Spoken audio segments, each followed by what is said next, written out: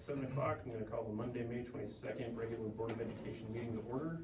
Vicki, would you call the roll, please? Yes, Nikki Austin, present. Jim Curran. Present.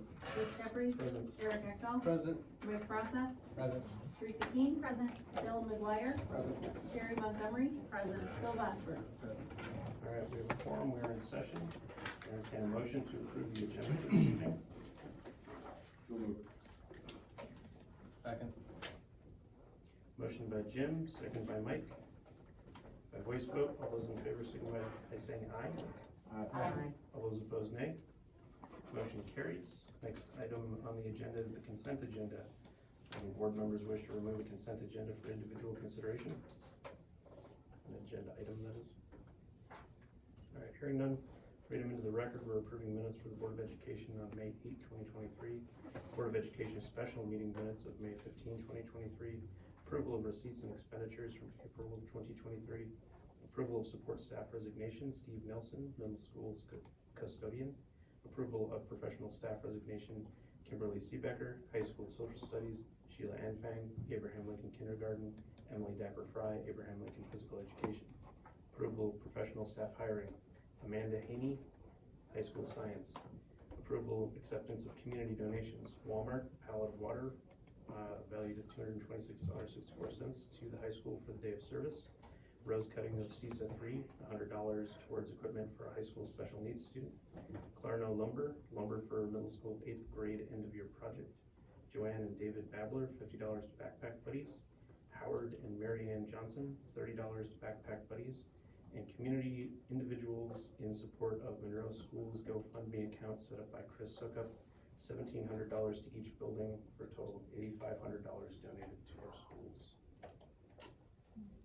I would entertain a motion. So moved. Second. Motion by Nikki, second by Eric. And again, thank you to all the individuals that have donated to our schools and our district. We deeply appreciate it. It's fantastic. Thank you so much. By voice vote, all those in favor signify by saying aye. Aye. All those opposed, nay. Motion carries. Next item on the agenda is public comment. I don't have anybody signed up for public comment this evening. Okay. No old business. New business, the first item is the approval of the part-time PAC technician position. I asked Fig to walk us through their recommendation for adding part-time PAC tech. So Jen Bochar, our PAC director, she hosts, the PAC is used almost daily for 100 plus events during the school year. So I have a recommendation there, but she also provided about a page and a half of some background information for the board to look at. But I'm recommending the addition of this position to support well over 100 events and rehearsals that are held in our PAC for the district and community each year. The position is going to train and work under the supervision of our PAC director and work as needed hours to assist with setup and tear down related to events, provide technical assistance and support for students, staff, and community members renting the facility, assist in maintenance of tools and equipment used in the scene shop, and provide technical expertise in running all related light and sound devices. So a lot of that equipment is very sensitive equipment. You can't have a lot of different people handling it. So Jen, there's only a few people that use it because when other people use it, it either breaks or it's not set properly or it's misused and it ends up costing more money to get fixed or replaced, figure out what went wrong. So this person will be trained to use all those things and then they'll be available. Jen has done a wonderful job of sometimes being in more places at one time, so being in 2 different parts of the school at once when needed. So this is going to be something with the performances that are going on that'll help out quite a bit. The position is estimated to be 188 to 212 hours, and that covers our major events that are scheduled each year, and then up to approximately 100, and that's on the high side. 100 hours of additional programming, not regularly scheduled. So if somebody wants to rent the facility, or something comes up, or something gets moved, or if there needs to be a substitute because the PAC director is not available at the time, that person would be available to run it. And then based on who the person would be, estimated pay would be between $20 and $25 an hour. So for the year, we'd be looking at a maximum of an annual impact of about $800. So I would recommend that the board consider this position And it would come into play starting July 1st. Questions, discussion from board members? Are we thinking this is gonna be somebody from within the district, or are we posting this position? So Jen knows some people in the community and the district that might be interested, and so it could be a community member, could be somebody from inside the district. So we can post it. We can post it, absolutely, yeah. I was gonna say, this seems like it's custom written for someone that we might have in mind, because I don't see this being an easy position to fill with that few hours and like an unspecified schedule. This has been a conversation we've been having all year because it is very specialized. Mhm. So Jen knows of a small group of people that are capable of doing it. We can certainly post it and have them apply for it. Whoever is gonna do it is gonna have to apply for it regardless, so. My worry is just around posting it, get a bunch of applications, choose someone that, isn't already thinking about this, have the conversation, and then we have them realize it's no hours, they quit, and then we have to repost it, redo it again, so. That'll be part of the conversation when we do the interviews. So are you leaning toward not posting it, but just asking? Whatever the administrative process is, I think it's gotta follow whatever FIG's normal procedure is, but it'd be preferable, in my opinion, that it's someone that she has in mind for it, cause this seems custom written for someone in the community that's expressed interest, right? I mean, anybody that's run a performing arts center would have this experience. So in Jen, like I said, it's a kind of a small community that can do the technical side of it. So Jen has some ideas who those people might be. Okay. And then one other quick question, whenever people rent the facility, we have all those costs were identified, is our rent fee going to increase then? To include this, or? So we already addressed that before the start of the school year. Okay. So it's already been addressed, yep. Additional questions or discussion? No, I think it's a great idea, what she does for, I don't know, anyone that has kids in the school that has gone to a band concert, a choir concert, a play, it's incredible how much work you can get done, just one person, so thank you, and I think this is a, Much needed. yes, Agreed. thank you. One person show for far too long. Try to get to know. Entertain a motion if somebody would like to do it. Second. Motion by Teresa, second by Mike. The motion is to approve the part-time high school performing arts assistant technician position, arts center assistant technician position as recommended by Jenny Bochar, PAC director, and Riley Figueroa, district administrator. Any additional questions or discussion before we vote? By voice vote, all those in favor signify by saying aye. All those opposed, nay. Motion carries. Next item is approval of the 23-24 fee schedule. There'll be some changes to the fee schedule that administration will walk us through. Yeah, basically, the fee schedule is in line with where it's been the last, we've had minor changes the last few years. The one change that you'll see there in blue is we've had a request to look at bringing back an adult sport pass, and so that is now in there. It only will work for home events, obviously, but that was for people who attend a multitude of different sporting events in the community. That'll be one thing that they've asked for that we can now offer. So. I think on that sport pass, if they do that, it's about 50% of the cost if they actually attend all the events or something. So that's the only change in actual fees for this year.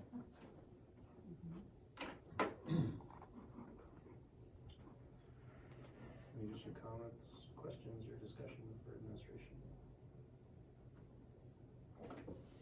Hearing none, I entertain a motion. Somebody would like to make it. Yeah, Rich, could I ask one question quick? Yeah, you sure can. So, this is the first time I've seen this. So, am I reading this correctly that if a student wants to play hockey, they have to pay $1,000? So do we have any kids who qualify for free and reduced lunch who play hockey? No. We may have, but we don't. That's the one fee we don't pay. That was part of the arrangement when hockey got added as a sport, because it was previously completely funded by the hockey fundraising group. That's the history behind it. Got a motion by Nikki, Second. second by, I heard Terry. Additional comments, questions, discussion before we vote? Hearing none by voice vote, all those in, the motion is to approve the 23-24 fee schedule as presented with the addition of the adult all sport pass. By voice vote, all those in favor signify by saying aye. Aye. All those opposed, nay. Motion carries. I've got an item for discussion. Next is approval of the 23-24 breakfast, lunch, and milk prices. I think there's a federal increase that we're working towards. Don, you wanna walk us through that? Yeah, so basically, the USDA has a requirement, they set a targeted lunch rate nationwide, that they think schools should have, and if your district is less than that amount, they encourage you or require you, at least, probably the better word, to work your way up toward that. However, they only require, a minimum of a 10% increase per year, and so we were working our way toward it pre the COVID issue when we got some universal free and things, and we're able to forego it for a couple of years, and they actually allowed us not to have to do it this last year. But prospectively, moving forward to next year, they're back into requiring that again.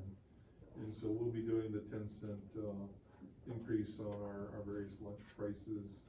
We are raising an adult breakfast fee 15 cents, and if you, I know, not every website for every district has their local prices. I know I pulled up a number of our local neighboring districts, and we're pretty competitive as far as where our lunch prices are, with most of them. We're either at or below the majority of them, so even after we add the 10 cents. Questions or discussion with administration on this item? Okay, hearing none, I'll entertain a motion if somebody would like to make it. So moved. Second. Motion by Eric, second by Phil. Motion is to approve the 10-cent increase for student breakfast and lunch, and 15-cent increase for adult breakfast, and 10-cent increase for adult lunch prices for the 23-24 school year, as recommended by Eric Eckham, Director of Food Services. Questions or discussion before the vote? All those in favor signify by saying aye. Aye. All those opposed, nay. Motion carries. Next item will be approval of building activity accounts. List of the accounts is included in the board packet. Ron, is there anything about that you want to mention?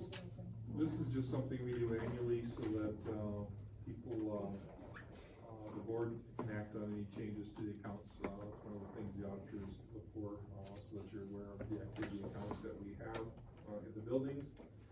At the elementary and middle school, they don't change very often, and you can see the only change this year was, Parkside used to have a yearbook account, that was closed because it's been inactive for, since, 7/1/22. The high school, oftentimes has more changes. They actually have limited changes this year, so obviously you have the class of 2023, which will be closing out their account, and they typically donate those funds, somewhere oftentimes within the building. And then, the class of 2027 will be getting a new account established.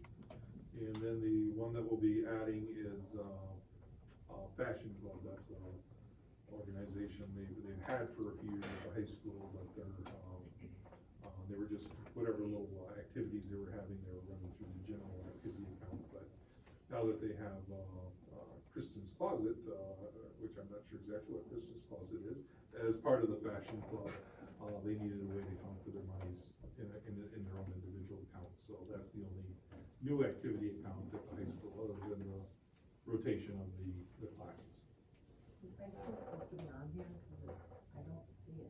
It was another attachment. Oh, okay, thank you. Yep.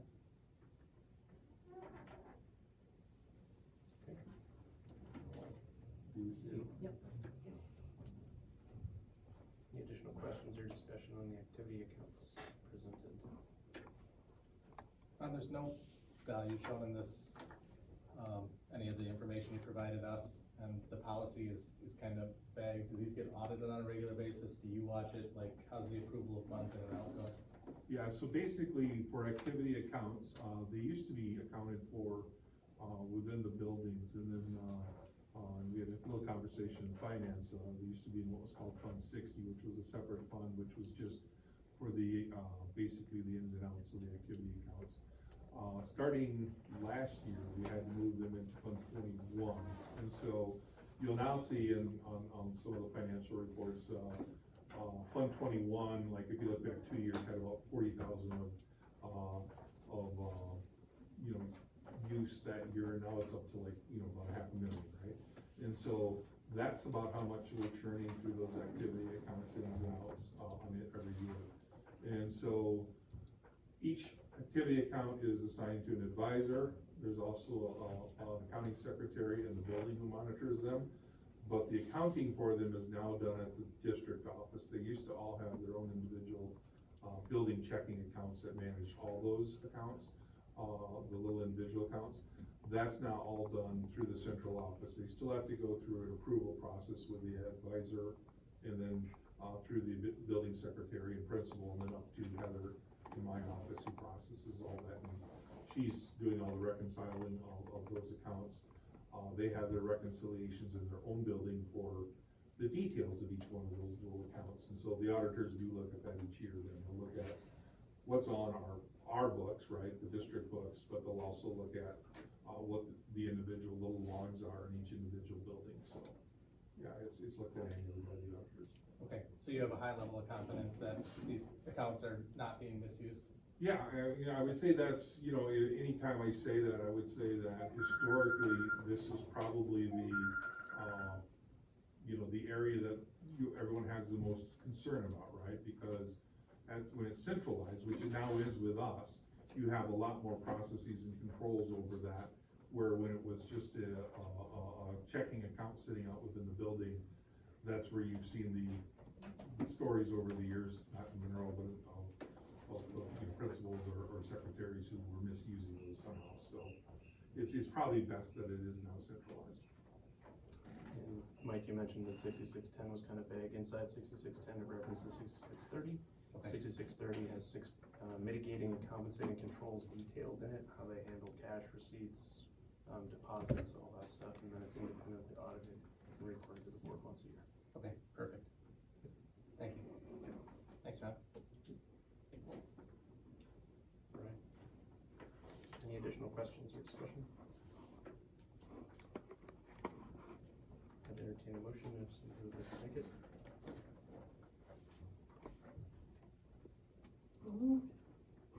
Second. Motion by Nikki, second by Eric. Dylan. Sorry, Dylan. Sorry if my ears are off tonight. Motion is to approve the building activity accounts as presented for the 23-24 school year by voice vote. All those in favor signify by saying aye. Aye. All those opposed, nay. The motion carries.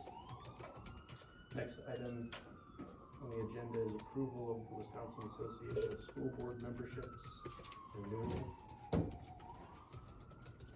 Yeah, so this is an annual membership, and this is for the school board, obviously, and services, policy services, legal services, reference, things to help members get professional development and so on.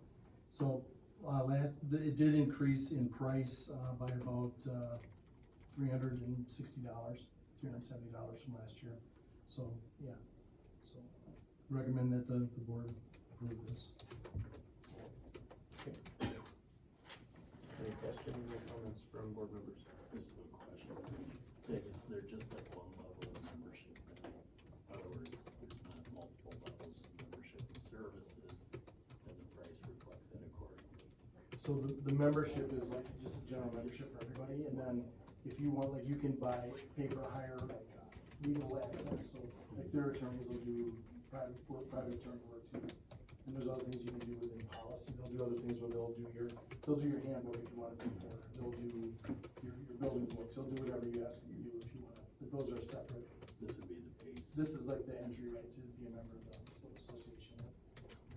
You're welcome. Okay, good question. Additional comments, questions?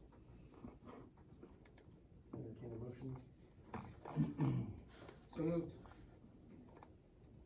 I'll second. That was Eric. Yeah. And Teresa is the second. Motion is to approve the 23-24 Wisconsin Association of School Boards membership by voice vote. All those in favor signify by saying aye. Aye. All those opposed, nay. Motion carries.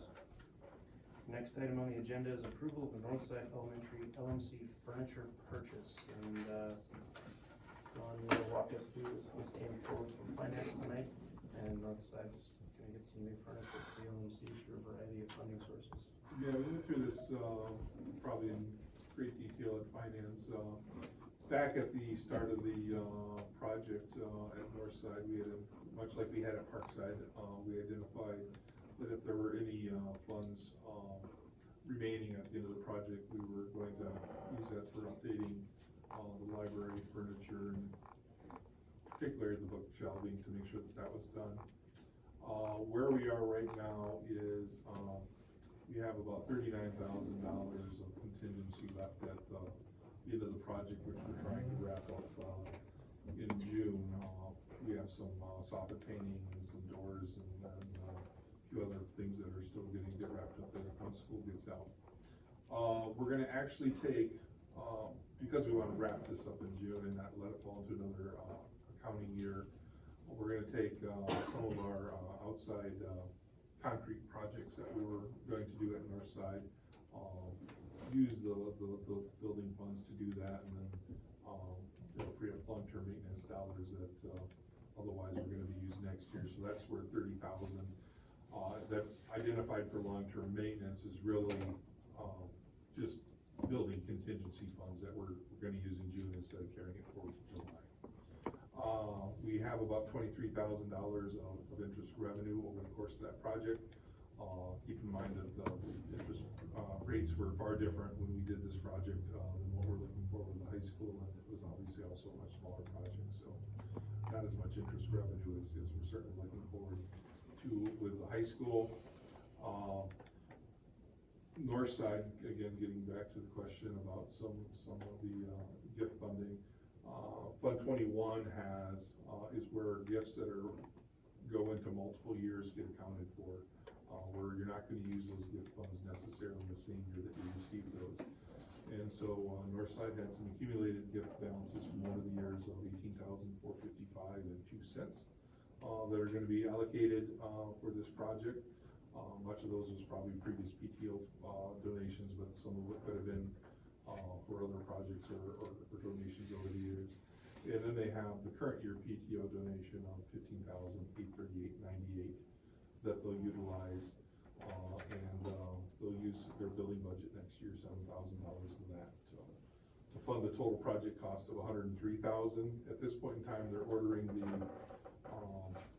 what they need. They know they, need to get ordered into the queue of $74,304, and they're still finalizing some of those other, minor pieces. And so they'll bring that back, once they get the rest of the order worked out. So, Rich, just so the board knows, I was part of the PTO, prior to being elected and helped make the decision to donate these funds, so I'm gonna abstain from discussion and voting on this one to avoid any conflict of interest. Okay. Any additional questions or discussion about this item? I would just note a special thank you to the Northside PTO, that's an incredible donation to the project. Absolutely. Move forward. Any other questions, discussion? Hearing none, somebody would like to make a motion? So moved. Motion by Jim, Second. second by Phil. Motion is to approve the purchase of Northside LMC furniture from Atmosphere Commercial Interiors at an approximate cost of $74,304.22, as recommended by the Finance Committee. Additional discussion or questions before we vote? Note that Mike's abstaining by a voice vote. All those in favor signify by saying aye. Aye. All those opposed, nay. Motion carries. Next item is item G. It's informational support staff transfers. Give the administration to discuss. Yep, so you just have a lateral transfer for support staff. Lizzie Babel from the District Administrative Center, so receptionist secretary, she's gonna transfer to Monroe Middle School to be the accounting secretary to fill that position. And that was available due to a resignation of Callie Becker. So we're currently accepting applications for the DAC position, and we will be looking to sort through those about the middle of next week, and then set up interviews. Rich, can I interrupt for something procedural? I've gotten a couple messages here that the live stream's no longer going. Is this still being recorded to? It's the internet that's popping on and off that's interrupting it. Okay. So we don't have control over that. But it is being recorded as well, so we'll have a full recording. Okay, thank you. Any other questions on this item? All right, move on to item H, it's academic updates. Over to Todd for some comments about, You guys should have access in your board docs to a slideshow with some data. End of the year, we're collecting end of the year data at all levels. I thought I'd share kindergarten through second, as we've made some big changes over the last 2 years, and that's noted on the first slide there with the professional development that we've provided our staff that will get finished up in June with letters training. I've talked about that previously. And then we are in our first year of the new ELA program. So obviously we're monitoring FastBridge data along with other data as we implement. So I just want to go through briefly a quick update with kindergarten through second. So if you take a look at kindergarten data, what this is showing you is a fall, winter, and spring percentage of students that are at the 40th percentile or above, which FastBridge considers low risk in terms of them meeting benchmark, them meeting grade level standards. So you can see on the kindergarten slide that this came in at 55%. At the end of the year, it's 74% of students that met that 40th percentile above. In comparison, this group of 4K kids, so the cohort of kids, were 52% last spring. So kindergarten had some really, really big growth this year. Our staff did a great job with implementation. Last year's growth of kindergarten was 58 to 65%, just in comparison. Different group of kids, but just showing fall to spring data. And then I have 2 slides there for first grade because there's 2 different types of assessments that those students take. So we have just the foundational skills, so it's reading sight words, it's segmenting, nonsense words, fluency is part of that assessment as well. Kids just reading words. Starting in the fall at 49%, and they're at 50, so not as much growth there. Winter there is 42, and that's a better gauge of growth because in winter we start assessing students on the fluency assessment, where they actually have to read more than 1 sentence and they get timed, and they have to read a passage over 1 minute. So using the same assessment, the growth was 42 to 50% of students. You still have to see a little bit better growth in first. So that is a grade level that across the district, the trend is that that growth was not as much as kindergarten. So we'll be spending some additional time, not only in the buildings, but the district level, taking a look at that. Last year's growth in comparison, again, different group of kids, but they went from 41 to 48% proficiency. So pretty similar with first grade data. The next slide shows just the fluency, CBM, that's a different assessment, and I put the expectations on there. For winter, they need to have 37 words per minute on a 1 minute passage. In the spring, that jumps up to 66. Fluency becomes a big indicator, end of first, into second. You can see there, kids in the winter, we're at 40%. That's increased to 49% at the end of the year. And then the last grade level represented is second grade. There's 2 different assessments those students take. They take the fluency assessment as well. You can see the expectations there. By the end of second grade, they have to be at 101 words per minute to be benchmarked, to be considered 40th percentile or above. That group went from 49 to 55. And then the next slide represents a reading, which is more of a comprehension type assessment, multiple choice. You can see they went from 55 to 66. Pretty big jump up. And then I also listed on there Mastery Connect. In second grade, we start assessing students using Mastery Connect, and as we're doing that benchmark for the first time this year. We assessed 2 standards that were their power standards for the school year, which was 1 reading and 1 language, and you can see that they started in the fall at 52%, and by the end of the year, they were 82 for the reading one, and then for language, they jumped up to 86%. I'd say second grade overall, but the different types of assessments that we've given have showed some really good growth across the board. And then I just noted at the end, FastBridge along with Mastery Connect data is used at the building level over the next 2 weeks.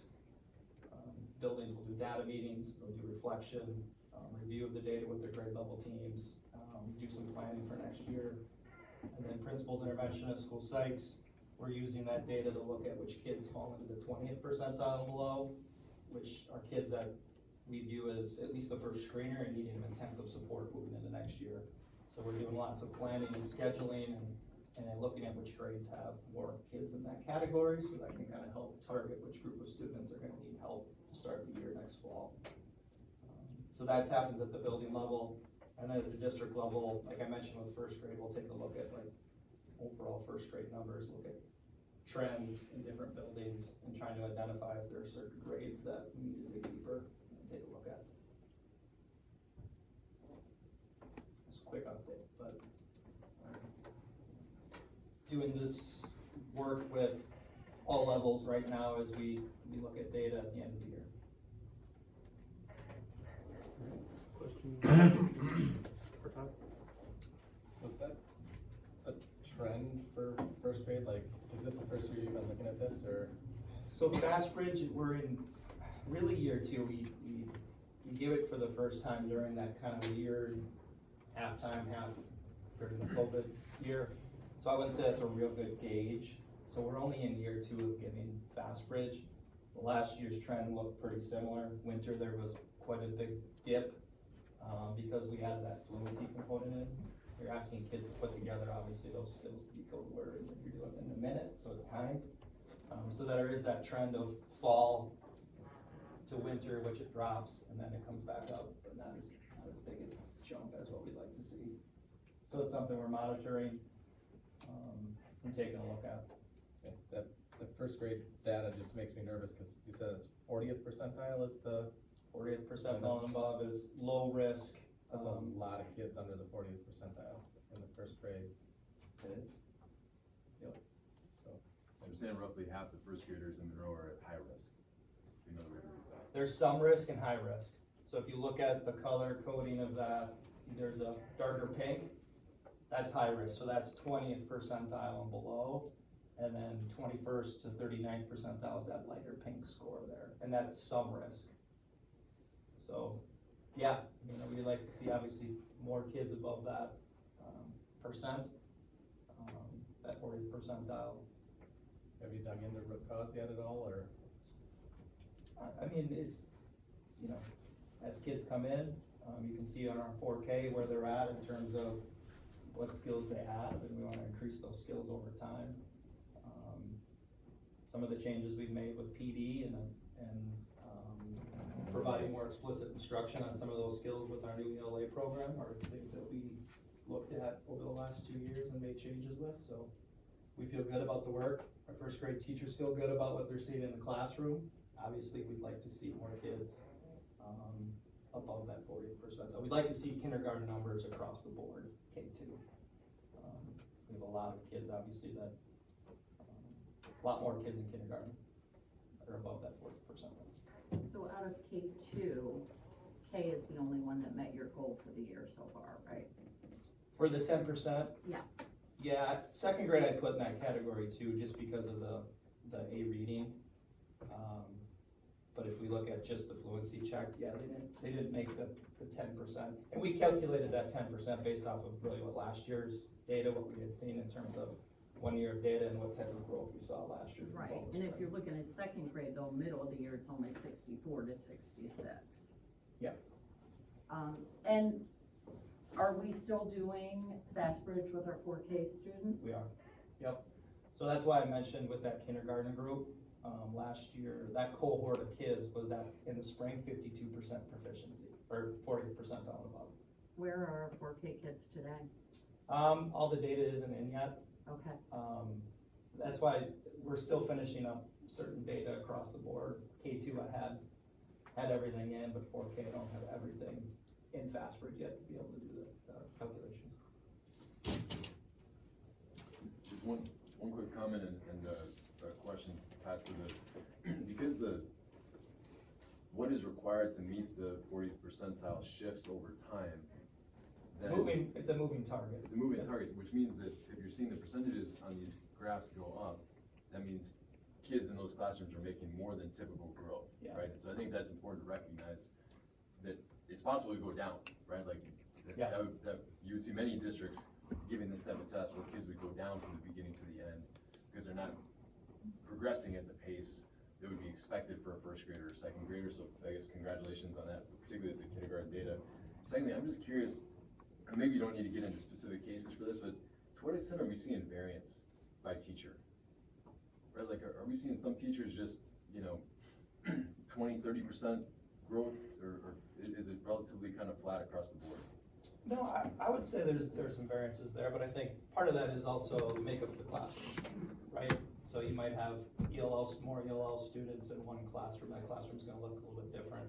More special ed in one classroom. So I think it also depends on the makeup of the students in that room, where you do see some variances. But without getting into specifics, we do look at that because we can target, by building, by teacher, and if there's a teacher that's doing really well, obviously we're looking at what did they do versus what their colleagues are doing in that building or across the district.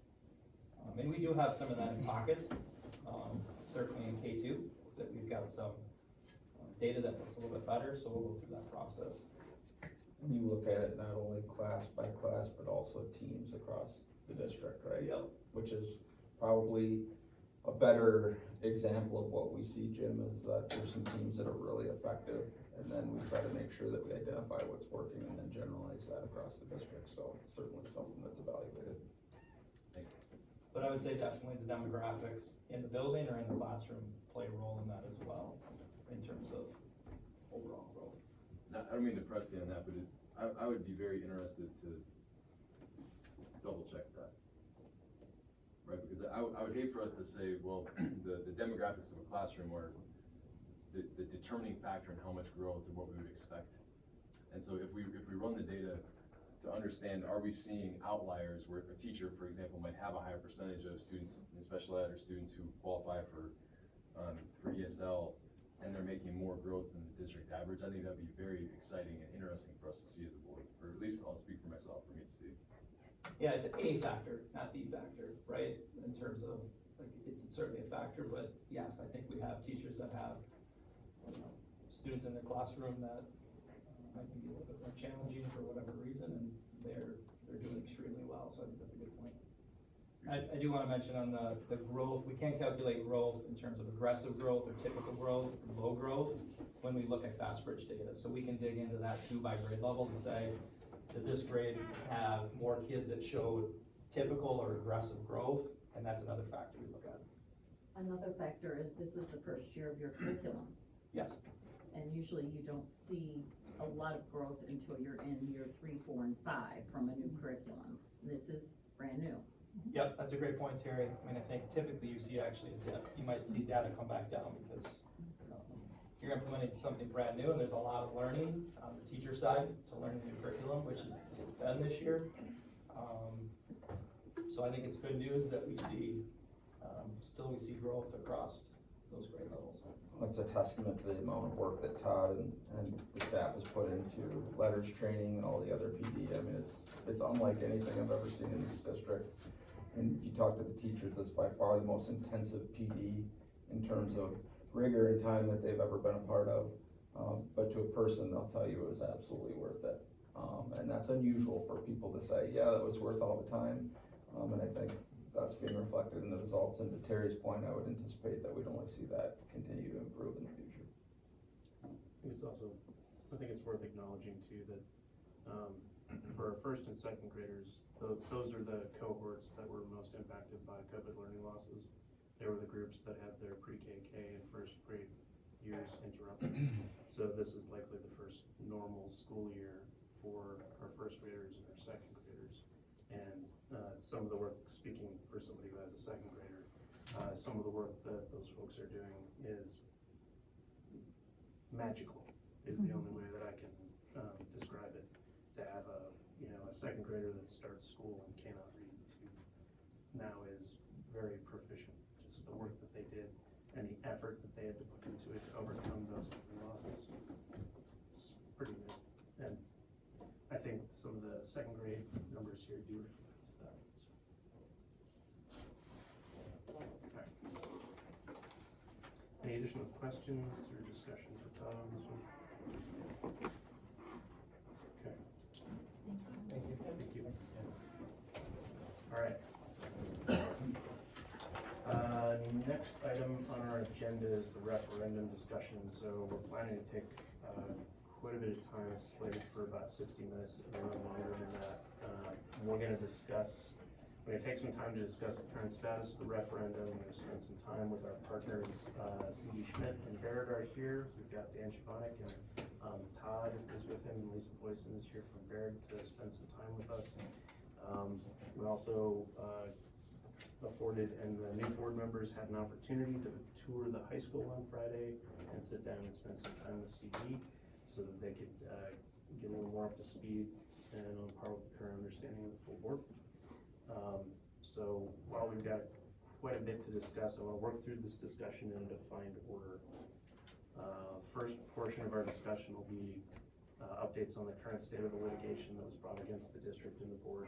I want to talk about progress on work already approved by the board back in November, including seeking an updated credit rating and progress towards long-term bonding. Discussion about what we can and cannot spend referendum proceeds on. Talk a little bit about that. And then discussion of possible action around setting a date for the meeting of the electors, if that's something that the board wishes to do this evening. Possibly to include the question of place before the next steps to engage the community. So it's a whole lot that we're going to work through tonight, but there's some urgency involved in the work that's in front of us, and we'll get to in just a moment. So first, just to cover and recap, in February, 4 plaintiffs in the Monroe School District filed a suit against the district and the board requesting that the court set aside the results of the November referendum. In March, the district agreed to pause referendum efforts while litigation that was brought against the district was completed, and I'm now able to share with you that the lawsuit brought against the district was dismissed with prejudice and the plaintiffs have waived appeal, bringing the litigation to an end. So now, where we sit, referendum passed 6 months ago. Delays to the project thus far have totaled about $6.8 million worth of inflationary costs to the project. Those details are included in your board packets, and this essentially wipes out the investment interest proceeds from the bond anticipation notes that were obtained last November.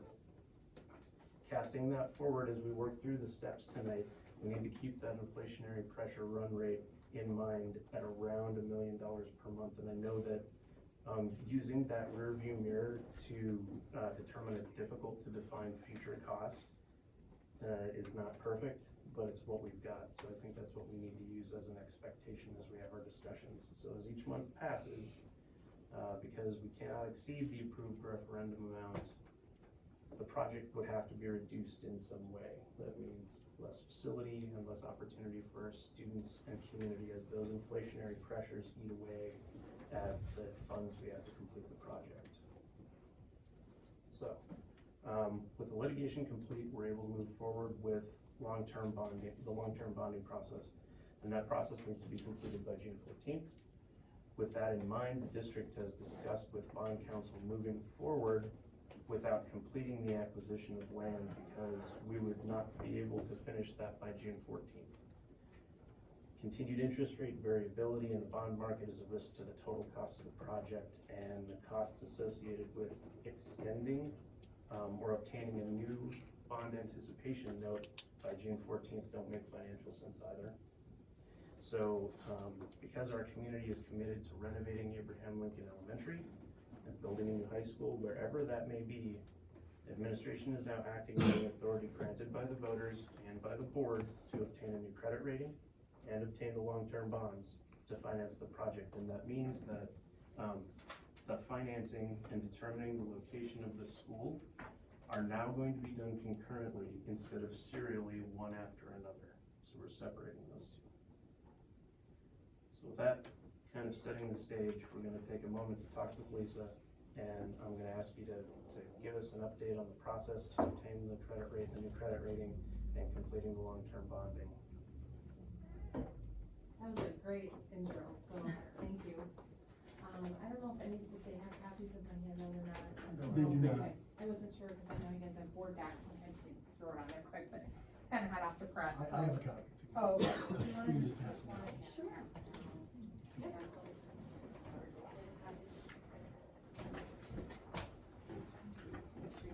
Down here. Okay, so, I'm super excited because you guys did a great job on our bond rating call last week. We talked to an analyst from Standard & Poor's for probably a good part of an hour. And we have been working very hard to create a 30-page prospectus or document around Monroe School District and the bonds. So this is what we provided to the rating agency as well as bond attorneys. It's still work in progress, but we're getting close. And it's really all about the bond issue and really a lot about Monroe School District, your finances, your local economy, your largest taxpayers, your largest employers. All of that data is in this document, which we provide to the rating agency. Okay, so, and then in addition to that, we provide a budget. We provide all of your policies. A lot of the board documents that you get around finances gets provided to the rating agency. So it's a laundry list of documents that we have been working to get to the rating agency. Then last week, we had the phone call with the three of us, and actually four of us from Beard, and then the rating agency analyst. I think there was only one on the call. Sometimes there's two. I think there was two. Okay, two on the call. So these rating analysts, trying to fill in the blanks, ask questions. You know, they were asking questions about your largest taxpayers, your largest employers, and what the local economy is doing, and if you have growth and what your enrollment's doing. So we went through an hour, and again, you guys did a great job. They read into the administration. I mean, it's obvious you guys have the experience and the years behind you that you were able to answer these questions confidently and accurately, and it wasn't, oh, I'll get back to you. No, we had every question answered, and by the end, he felt very good. So, your bond rating is an A+, that's what you have right now. That's a great rating for a district your size, and it's bringing on this kind of debt. So I'm very confident that we're gonna stay at the A+ level. There is a chance we could get upgraded into the AA category, a chance, and I'm gonna say slim because you're bringing on a lot of debt, and they see that. And they see, the other piece was a little bit on the enrollment being a little bit more static to a little bit more declining. So we think we're gonna find out Wednesday morning. We don't think, we are gonna find out Wednesday morning, so we'll know what your bond rating is. Super important because we need that in order to go into the bond market to actually borrow money to pay off this note that you guys issued in December. Okay? So the handout, this is, you know, there were many steps before this, but it's basically where we are right now to the end, okay? So the financing timeline does lay out that we had the bond rating call. We also have a due diligence call, again, you guys did a great job on that as well, which is the legal, part of, this document. So we're talking to the attorneys about making sure every I is dotted and T is crossed in this document, because this is your document. This is gonna go all over the country after we get the rating on Wednesday. So anyone interested in buying your bonds, whether it's a mutual fund, insurance company, money market, a bank, grandma and grandpa, anyone interested will have this document in their hands, and in the upper right hand corner, it'll show your bond rating. So that's going out on Wednesday, so that's why I'm talking about begin marketing bonds this week. So what does that mean? We're just gonna be, we have hundreds of bond salesmen that are at Baird, that are all over the country, that are talking to their mutual funds, the banks, and insurance companies about Monroe School District. So as soon as that bond rating hits, they'll be on the phone, okay?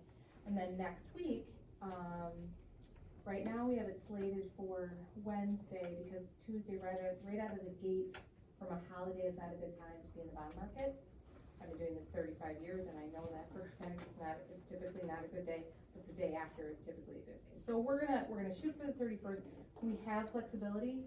If for whatever reason it's not a good day, we can go the next. That's not a day, we have a couple of days flexibility there. And what does that mean? We're gonna lock in your interest rates. So by the end of next week, you should know what the final interest rate is on this 1-year loan. And it will be fixed. Okay? So the financing plan is the next page. I know you've seen this many times before. What I'll tell the board is to focus in on is that middle section, which is what I'm talking about, the bonds. That middle section is your 20-year loan. I'm not super happy to say that interest rates jumped back up a little bit. They just did. We're pretty much back to where they were pre-referendum. So I will say the 460, that interest rate that I show there is conservative, because I don't know where rates are gonna be next week. But this is where we are right now. It's still right at where we were referendum time. Okay, so that would be the one focal point. A lot of this other detail on this financing plan, maybe the right-hand column, which talks about the mill rate, you can see is going down. You know, every year over year, it's gonna be going down in the future. So I think that's good thing to point out to the board. You're also gonna start feeling the impact of state aid. That's important because your first debt payment that you make will be aided when you pay off the ban. That payment, the debt payment will be aided by the state of Wisconsin. So you're gonna have an inflow of aid coming next year. Okay, so something to think about, and we can quantify that when we have more detail on that. So again, this is not final, but it will be hopefully by the end of the next week. We'll have a final interest rate for you guys. I wanted to show the third page, the interest rate trend. I just wanted to show you what's happened and why there's so much volatility in the market. This is 1 year. It's a 1-year snapshot, May of 22 to May of 23. I didn't put any interest rates on the left-hand side because what I want you to look at is the trend. It's, you can see right at the referendum time, we hit our peak. Right around that November 22, we hit our peak in interest rates for a 20-year bond, okay? It's come down. I put that red line in just so you know, that's where we wanted to lock in. Which would have been a really, really nice low point in that end of January, early February. That was really where we were gearing to lock in. It's always a good time to lock in bonds, and we've talked about this in January. So here we are, where that dashed line is. That's where we are today. Now, is it gonna go up tomorrow? I don't know. Is it gonna go down tomorrow? We don't know. But bottom line is we're pretty much where we're at when we were pre-referendum, and estimating interest rates. Does that make sense? Everybody good? Okay. Was there a, sorry, just can I ask a question? Yeah. Was there an estimate on the possible interest savings over time at the desired point to lock? Yeah, I have the next page. Okay. Perfect segue into that page. This week, you guys have seen, I know I've been working with, Mr. Figueroa and Mr. Olson on these numbers where every time we had a significant event, like, so pre-referendum estimate, I was right around that 450. And then in late January, early February, when it hit the low, we were down to 380. The interest cost differential is $10 million. I know, it's 10.7. Yeah, $10.7 million. Between, not that we would save that, it was just that we were super conservative pre-referendum and then interest rates dropped. Now we're back up to pre-referendum, so good thing we're conservative because we're pretty much there. So that's, the last page is just showing you the different points in time, and we've done, there were many more in between here, but I wanted to show you the key ones, the pre-referendum, where we would have locked in, and then where we are right now. Okay? So I'll do a final one for this next week when we actually lock in the final interest rates. And I've invited the administration and board president to join us, actually any board member if you want to, on Wednesday in Milwaukee. We're gonna go through the whole pricing, and you guys are gonna see how bonds get sold. And I think it's fun. Maybe it'll be boring for you guys, but I think it's interesting. So hopefully we'll see you guys on Wednesday next week. Can I ask a question as well? I know, gavel went down, we can move forward, but are we in any jeopardy of any of these people that may buy our bond Googling this mess? You know, it's interesting, on the bond rating call, we, at the very end of the call, AJ Truckenmiller, it's the analyst's name, who I worked with for many years, said, okay, well, and he didn't ask any questions about any, of the legal. And there was actually a question in the list that he had pre-sent us. So we reviewed it with him, and it's very clear and written out in the official statement, exactly what happened. Okay. We have So legal we attorneys. disclose that? Yes, Nobody- it's all disclosed, and it didn't seem to have an impact, so far. And Disclosure Council helped us, write that disclosure paragraph, because that was super important to make sure that every I got every crossed. So far, so good. We'll see how next week goes. Anything else? Any other questions that may? What the rate's been doing the last 2 weeks? They were so stable. I think when I talked to you guys last, they were stable. They were just stable. And then just last Friday, Thursday and Friday, we saw that spike. And I think part of it is people are anticipating what's gonna happen with this. That's So I think, this is really what's been happening. So there's a lot of stability there for a while, and then they just shot up over 2 days. Now today it was stable. So that's a good sign on a Monday, let me tell you. So it's stable today. Any additional questions for Lisa? Thank Do you you want so me to much. stay? Because I can, for the whole discussion. If you- Yeah. If you need, that'd be No great, in problem. case any other questions come up Yep. along the way. Yep, Thank no you. problem. Thank you. Okay, all right, let's take, now just a little bit of time to talk about what we're allowed to spend the bonding proceeds on, that we just talked about, and what we're not allowed to spend them on. Those are determined by language in the referendum question that was approved by voters in November. We're gonna talk a little bit about it based on community inquiries about remodeling or renovating current buildings. And so, because they were asked, we requested a position from board counsel at Quarles and Brady. They provided that position. So just real quick for folks as a reminder, this is the language of the referendum question.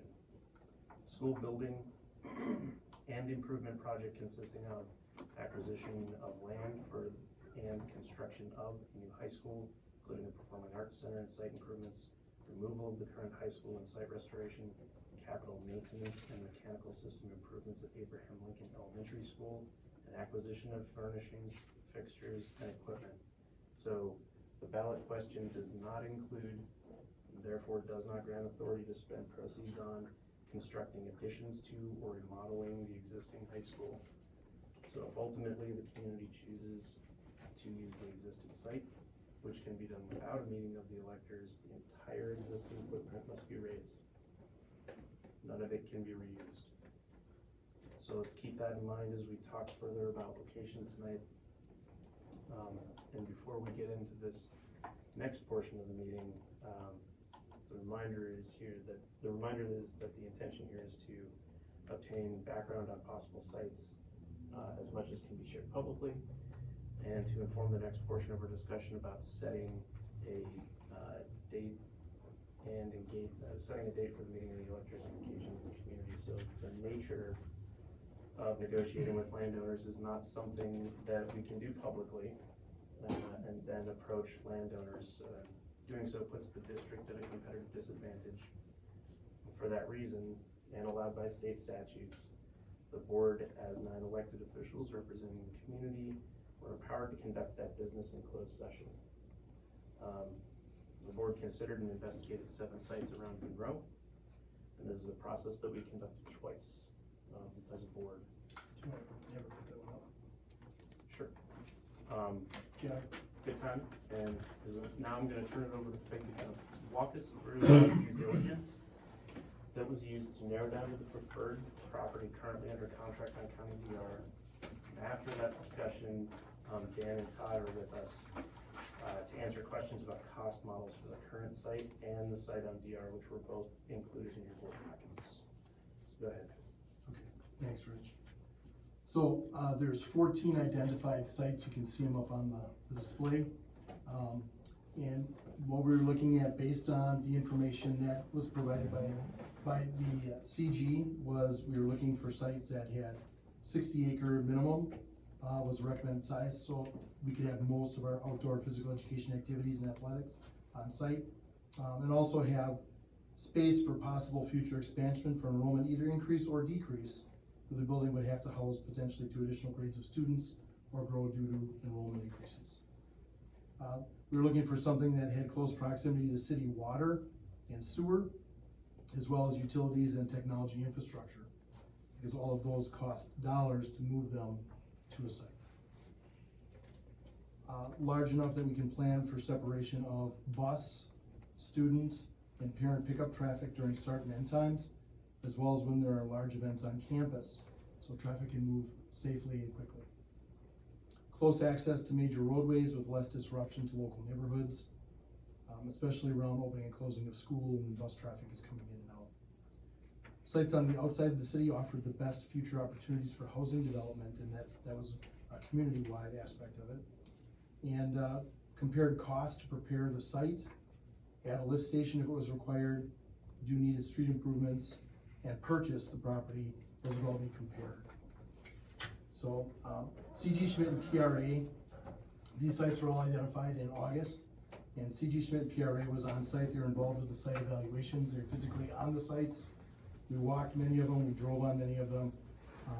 The CG created the cost estimates around each piece of property based on their experience with many other districts in the state of Wisconsin. Hundreds, I would say. Is that accurate? That's correct. Okay. We also used a local civil engineer to do some preliminary testing on one of the sites, so we had less of a chance of surprises come excavation. All the properties were not engaged at the same level. There were some people that weren't interested in selling. There were some people that didn't return calls, not interested.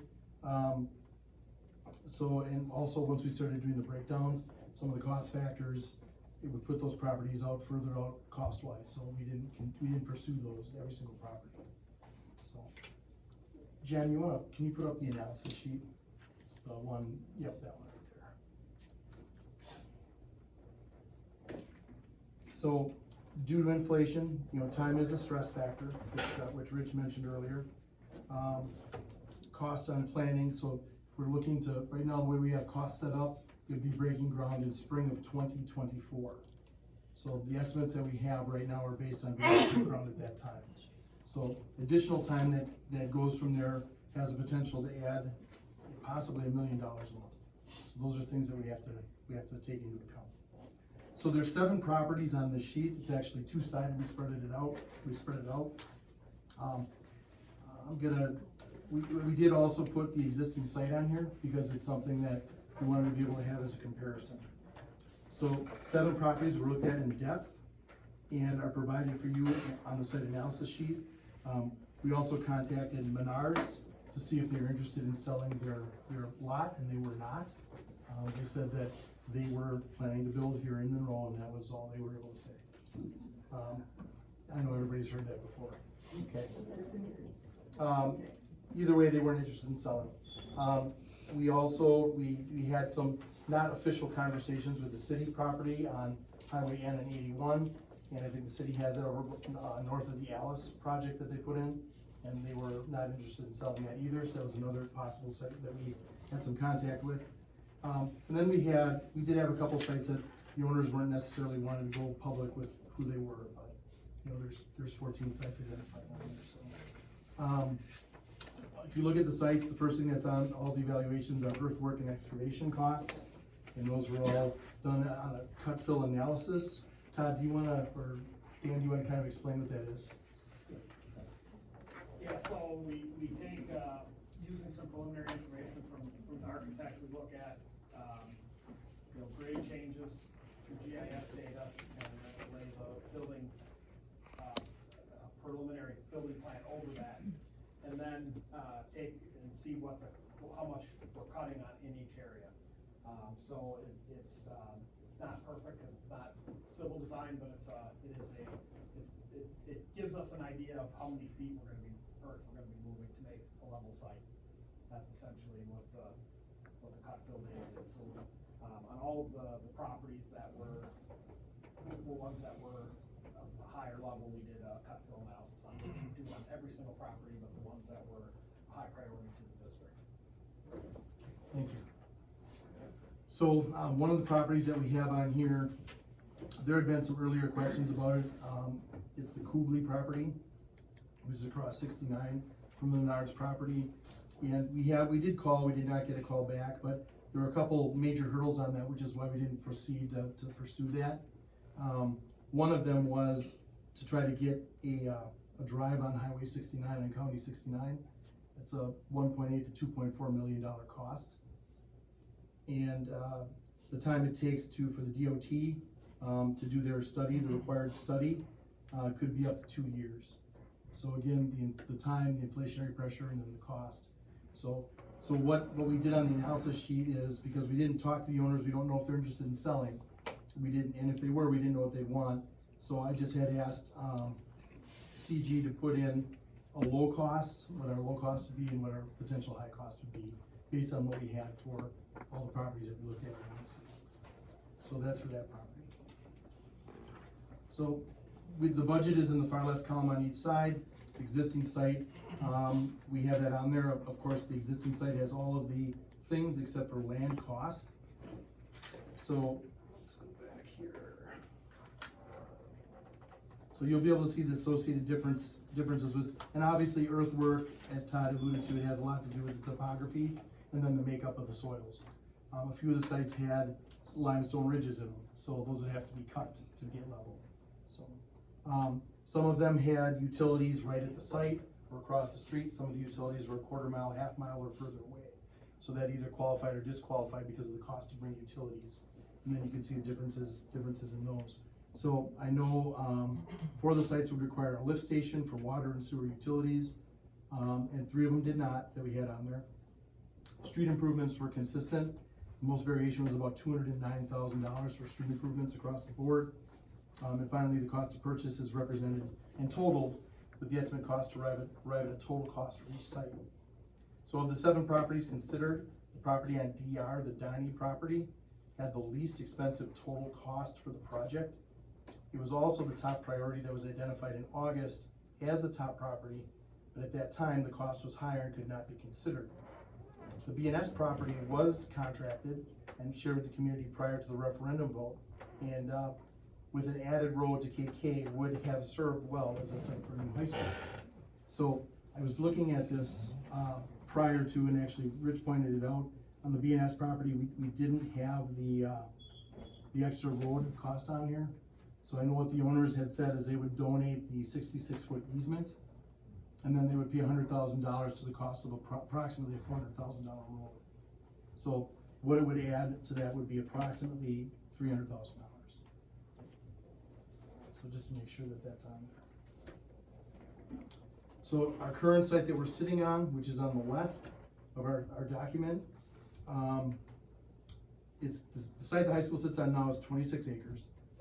There are 7 acres across the road to the east of the baseball diamond, across the street, and another 7 acres west of Abraham Lincoln. As an added option, after legal research was done for bond counsel, it was determined that if we weren't able to secure a site, that the site could be used as long as we didn't use any of the existing facilities. Let's see here. The cost comparison is on the analysis sheet for comparison. That site with those 2 pieces added would be about 41 acres versus 70 acres for a new site. Part of the past referendum includes $3.2 million for improvements and updates to Abraham Lincoln Elementary School. In an earlier survey, the community did not want to close Abe or raise it and wanted to have an elementary school on the south side of the city. Therefore, any new build would need to work around that elementary school campus. The total cost for the current site, next to the lowest price site, which is the site on DR, the difference would be $2,321,459, and will take an additional year to complete. Reusing existing facilities is not an option. We did research it. A new building and facilities would be required based on the resolution in the referendum. There's an executive summary of costs. Did you want to go through that now, or do you want to do that when I'm done executive summary. We can go through that next. You can tee it up. Alright, so we have some executives, we have an executive summary which has a breakdown and shows the costs and where things are at as of today for the current site and for the DR site. So, let's see. Due to the business office investing the bond proceeds, the district is expected to have 6.2 to 6.3 million in interest earnings, which must be used for the project. It's a good news, bad news. It's a good thing that we did it because it's very close to what the inflationary pressures were on the project. Good news, so the money is there to be able to use to cover that. If we could have gone earlier, we could have used it differently, but it's still there and it can still help offset the cost. Building on the same site would require our physical education classes, our outdoor activities, and our athletics to find different practice areas for a minimum of 2 years. Football, boys and girls soccer, boys and girls track and field, tennis and boys baseball. There would be no home events in those sports for a minimum of 2 years. Students will be attending the high school and elementary school in the construction zone because the school will have to be set up in there. All the equipment's gonna have to be staged, the work is gonna be done while the kids are attending school. The community around the school will also have increased heavy truck and equipment traffic. Additional noise, dirt, and materials and equipment will be staged on site until they're no longer needed. The size of the property does limit the ability to address traffic concerns during drop-off and pickup times, and will be amplified during the project. Once the building is completed, this is on the current site, the students would move in and the old structures would be demolished before the construction of athletic and activity fields facilities could be added. So we're currently experiencing growth in our career and technical education opportunities for our students, and we have a robust partnership with Black Hawk Tech. They have a desire to work more closely with Monroe High School, and they also have a window in the next year and a half to improve their facilities and course offerings in a way that does not duplicate spaces either at the tech college or at the high school. The CTE area is in need of significant modernization to align better with workforce training and environments. So let's put up the drawing. So you want to find the drawing for the same site.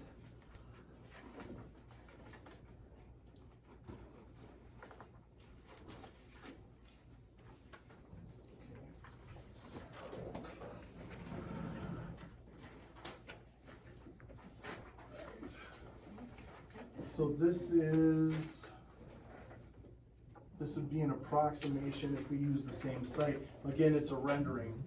So in the drawing, the majority of the new school would be placed over currently where the baseball diamond and the current football fields sit. Parking areas are around. The current building is in dotted line right there. The kids will need to continue to go to school there while the truck project's going on. This is not set in stone, none of this engineering has been done. This is the 7 acres across the road with a couple potential practice fields on it. And then if you look behind Abraham Lincoln, and then on the other 7 acres, there are a couple softball diamonds over there. So after the construction of the new school is done, and the other school, and when that's done, kids move in, that would be raised, and then the old structure would be taken down, and then the football track, soccer stadium, and baseball diamond, other outdoor facilities and parking areas, and that part would be put in. So they'd have to be done in that order. So What is the dotted line again? the dotted line represents the current footprint of the building we have.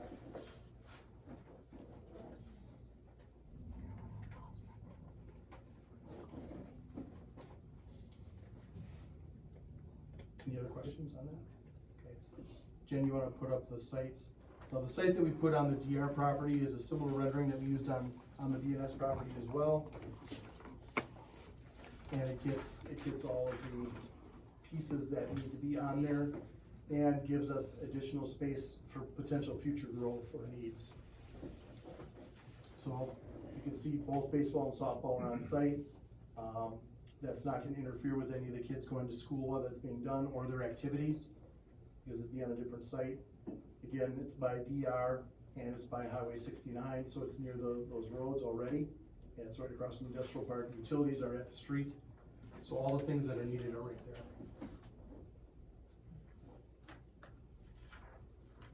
So the difference in site preparation, for the existing site to the Donnie site, like I had said before,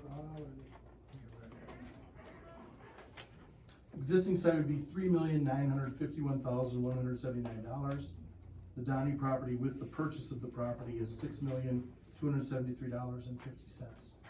And then we're gonna go to the in-depth cost analysis, and then we'll be able to see the difference. It comes out to overall project about $1.5 million different. Is that accurate, Dan? Pretty close? Yep, that's correct. Alright, so I got a couple more things to say, but it'd be best to do it after this site. Okay, so, the board was provided cost analysis in their packets that they could, refer to a couple of times there. Those cost analysis cover the two options that we know we have available to us. One is an estimate for building a new school on the proposed county DR site. We already have that piece of property under contract, but it would need to be approved by electors. The second is an estimate for building on the current site, which, as a reminder, implies that the entire current site is raised, as we're unable to expend any of the bond proceeds on the existing facility. This also implicitly ends any notion that portions of the existing site could be obtained or cared for through a community partnership or organization, which I think was mentioned a couple of times. Say that again. So if anybody wanted to, if there was a community partnership organization that wanted to step forward to maintain the PAC or the gym, they can't, because it has to be torn down to make room for the new facilities. If it's on the same site. If it's on the same site, yeah. So the estimates that Dan has provided are worst case scenarios. And we'll have a comment, but the current site estimates do not capture any possible proceeds from the sale of land or facilities, or if we move to a possible new location. They simply capture returning it to a green space. So that's what's in those estimates. While other options are possible that could offset those costs, we can't depict them in Dan's projections. So Dan, do you want to walk us through those two, and then we can take questions from board Which one members? did you want to talk about first? I'll have it. The DR? DR, okay, so that's option 2, Jen, if you can just. Option 2. Jen, is there any way you could make it bigger for people to see? And maybe it's not possible, I don't know. I can't, no. It's on the screens right behind you guys, folks, and so it might be easier to turn around to look. It sounds silly, but that I screen mean, might at be least you're easier looking to see. right up at the TV versus at one away from you. Alright, so the way we put this together was based on that conceptual drawing that we were reviewing earlier. And the way we come up with the cost at this point is we look at a cost per square foot based on typical buildings that we've built in the past. And we kind of have a range of where we go, and that's how we kind of determine that. So the first line in there is the actual building. So it's based on 750 students, 240,000 square feet. And then we have that cost for around $250 a square foot. It's about 60 million, so that's a good portion of the cost of the project. Then we broke out the sports facilities, so that's the stadium, the football stadium, practice fields, 2 softball, 2 baseball diamonds, tennis courts, all those sports facilities that go into here. So that's about 10.6 million for that. Then site work costs, so that's all the grading, the site utilities, the asphalt, the curb and gutter, all that kind of stuff it makes up the $6.6 million cost. Then we have a split, and that's kind of what we call like the hard cost of the project, but we also have soft cost. And soft cost is, we need engineering and architects to design it, so there's a fee that's associated with that. The cost of the land, if people choose to go with, the board chooses to go with the Donnie property, that's included in there. There's testing services that are needed, there's traffic studies that are needed, all these things are in that soft cost. And then we had the existing high school demolition, so that's about just under $2 million just to raise that entire site and then restore it to a grass, put topsoil and seed and have a kind of a park looking space. The next one is Abraham Lincoln, so that's some of those capital improvements that would need to be done there. That's 3.4 million. And then the next 2 items there, as we've had this inflation over the last 6-7 months, and at the beginning, first half of the year, it's been pretty significant since November until now. So we had to look for some ways to kind of get that, to get that cost down so that we could do it for the money that was available, which is the referendum amount plus the interest that's going to be earned on the money. So, or on the bonds, or the revenue on the bonds, the revenue on the interest, sorry. I'm not saying that clearly. So we looked at a couple different areas on where we could save some money on the project. And what we don't want to do is like the MEP systems, mechanical, electrical, plumbing, fire protection, we didn't want to touch those. We want those to be, leave those as is. The structure of the building, we want to make sure that structure is really sound. So we didn't look at that. The roof of the building, we want to make sure we have a solid roof on that, on the building. And those are kind of some of the things that over time are the most expensive things to repair and replace and maintain, so we didn't touch that. What we looked at is some areas like the sports facilities. There's different type of lighting we could use on the facilities, or is lighting needed on the softball fields? We have artificial turf at the football stadium, but is that needed on the softball diamonds and other fields? Could that just be grass? We looked at the dugouts, different things like that. Just looked at some different things that we could do to get that cost a little bit lower. Then we looked at the finishes and the skin. So when I say the skin, the exterior of the building, there's a lot of different ways to approach that and still make it look really, really nice.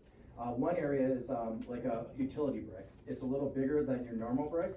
It maintains, it'll hold up just as well, but there's an area we could save a little money. And it's kind of the makeup of the exterior. If there's maybe a little less brick, a little less glass, and maybe some alternate product everywhere else, some metal panels, whatever it is. There's ways to make the building look really nice. It'll last a long time, but we can get the cost down. Then when you go inside the building, we kind of look at the same approach. There's different ceiling systems. There's some really expensive ones and some that are like this, pretty basic. And that's what we kind of look for, is more of a basic, ceiling system like this. We looked at the flooring and tried to incorporate like some polished concrete into the flooring, still having carpet and LVT and VCT in areas, but just kind of doing a different mixture to help keep some of the costs down. So that's how we kind of came up with some of those savings there to get to the number we need to. So we're at about just under 95 million for that. Like we talked about, there's about 6.8 million in inflation since the referendum passed and now, just kind of pausing on the project. Like Fig said, maybe 6.2, 6.3 million of interest, so it kind of offsets it, so it's a good and the bad news. Then what we did is at this chart at the bottom here, the new building cost analysis. This is from an RS Means book. What it does, it looks at 30 cities in our area and gets an average cost for a high school, a project similar to this one. And it kind of looks at good, better, best. And we looked at the cost where we're projecting here, and it's between good and better. So it's still in a good place where we can get a really good, high quality building, but it's not quite at that, that best level. So that's we feel comfortable with where those numbers are at now. So any questions on this one? Just give them a few minutes to think about it. Okay. So just for the rest of the board here, can you extrapolate a little bit? So you and I kind of talked the other day, but you updated this estimate for the current numbers for, to build it, basically breaking ground next year. And, RS Means data, I think it's important to recognize that that's, all the contractors use it. It's very reliable. When you're talking in terms of estimating per square foot.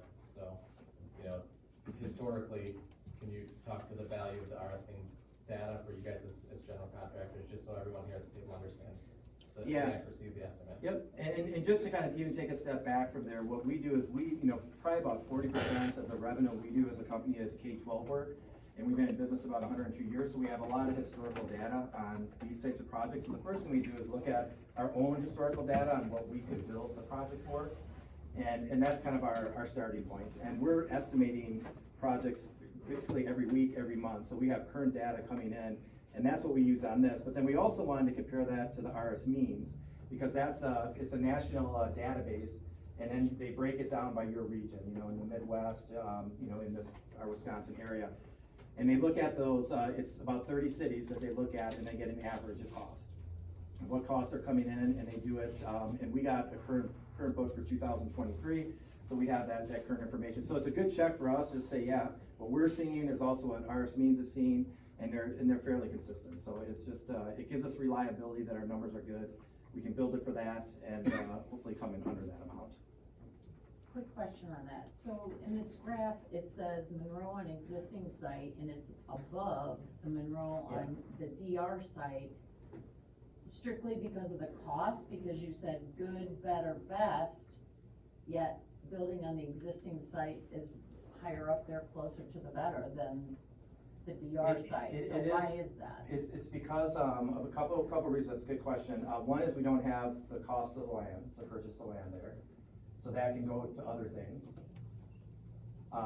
So we put, and then the other part of it is, we don't have as many, athletic fields at the existing site because there's not enough room. So the practice fields, we don't have one of the softball, I think the softball or baseball, but baseball, we don't have the baseball yet. So Dan, when you get to the next chart, you're gonna show us, you know, if we had to build on the existing site, you didn't quantify that athletic stuff differently though. It's the same price, even though there's less fields. Well, it's a on little, the it's a information little you bit gave us. lower on the, here I got it in front of me, I should be wearing my, yeah, it's a little bit lower because of that, so it's 9.3 versus 10.6 million. And that's because we're one less baseball diamond and a couple practice fields, just because there's not room to build those on the existing site. I guess it's just confusing because you're using square foot numbers and you've still got that same gross square footage on. That's just the building too. And I should have clarified that in that RS means analysis where I have that good, better, best, that's just for the building. That doesn't include the athletic fields. It's just the building cost. Essentially, you're saying that the total cost, when you compare the two, you can keep slightly nicer things if we build on the existing site, but we're sacrificing a significant amount of acreage, and that's in the form of athletic facilities. Yes, that's fair. Yeah, that's a good way to describe it. Yes. And then for that future growth, if there is any, you just don't have room for that, and that's, yeah, where you would have on the new site. But we're also paying for additional land. Would and maybe you'll talk to this about when you move on to the next one, but the sports facilities reduction allowance and the skid and finishes reduction allowance, that should transfer over to the existing site as well, correct? Yeah, I mean, we could apply that there too, and it would just be, yeah, it could be used however we wanna do that. We could do that same analysis there. Yeah, that's kind of project agnostic, it should transfer over to both. Sure. But we have to spend that money somewhere, right? Like, we couldn't just not spend the 88 million, right? We couldn't. Yeah, I mean, let's use the example, you can't take lights off of a second baseball field that doesn't exist, so it doesn't just transfer over, because if there's not a second baseball field, then having savings from not putting lights on the second baseball field doesn't work, so I get where you're going, Mike, but it's not gonna quite that way, I'm guessing? Right, not one-to-one, but there's no reduction shown on the existing site. Yeah, and what we would do on this, just for whatever site, whatever project it is, you know, this is very conceptual, we haven't done any design yet, is we would look at all those options. I mean, there'd be 9 months of design, of going through different meetings and looking at different products, different systems, and trying to pick what is the best one for this district, and what's the one that's gonna bring the most value. So we would do that analysis on both.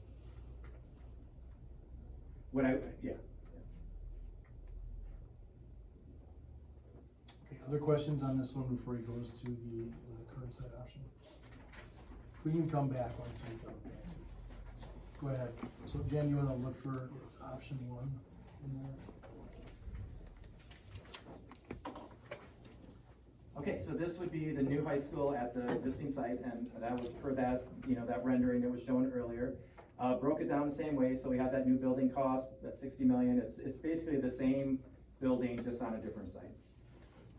And then we looked at the sports facility, this is slightly less, because, as I mentioned, there's just not enough room to get all the athletic fields on that, so that's 9.3 versus, 10.6.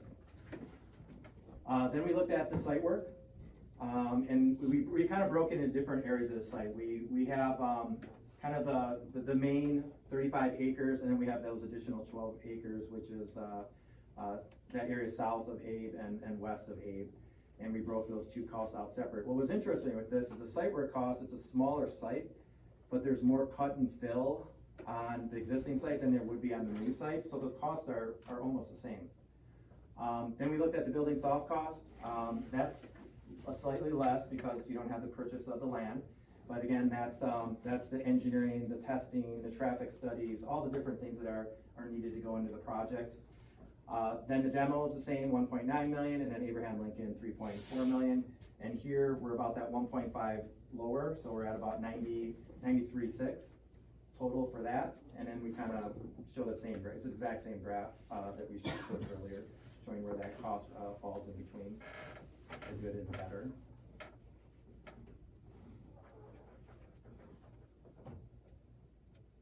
So questions on this one, or you guys need a few minutes to? Any additional questions on this?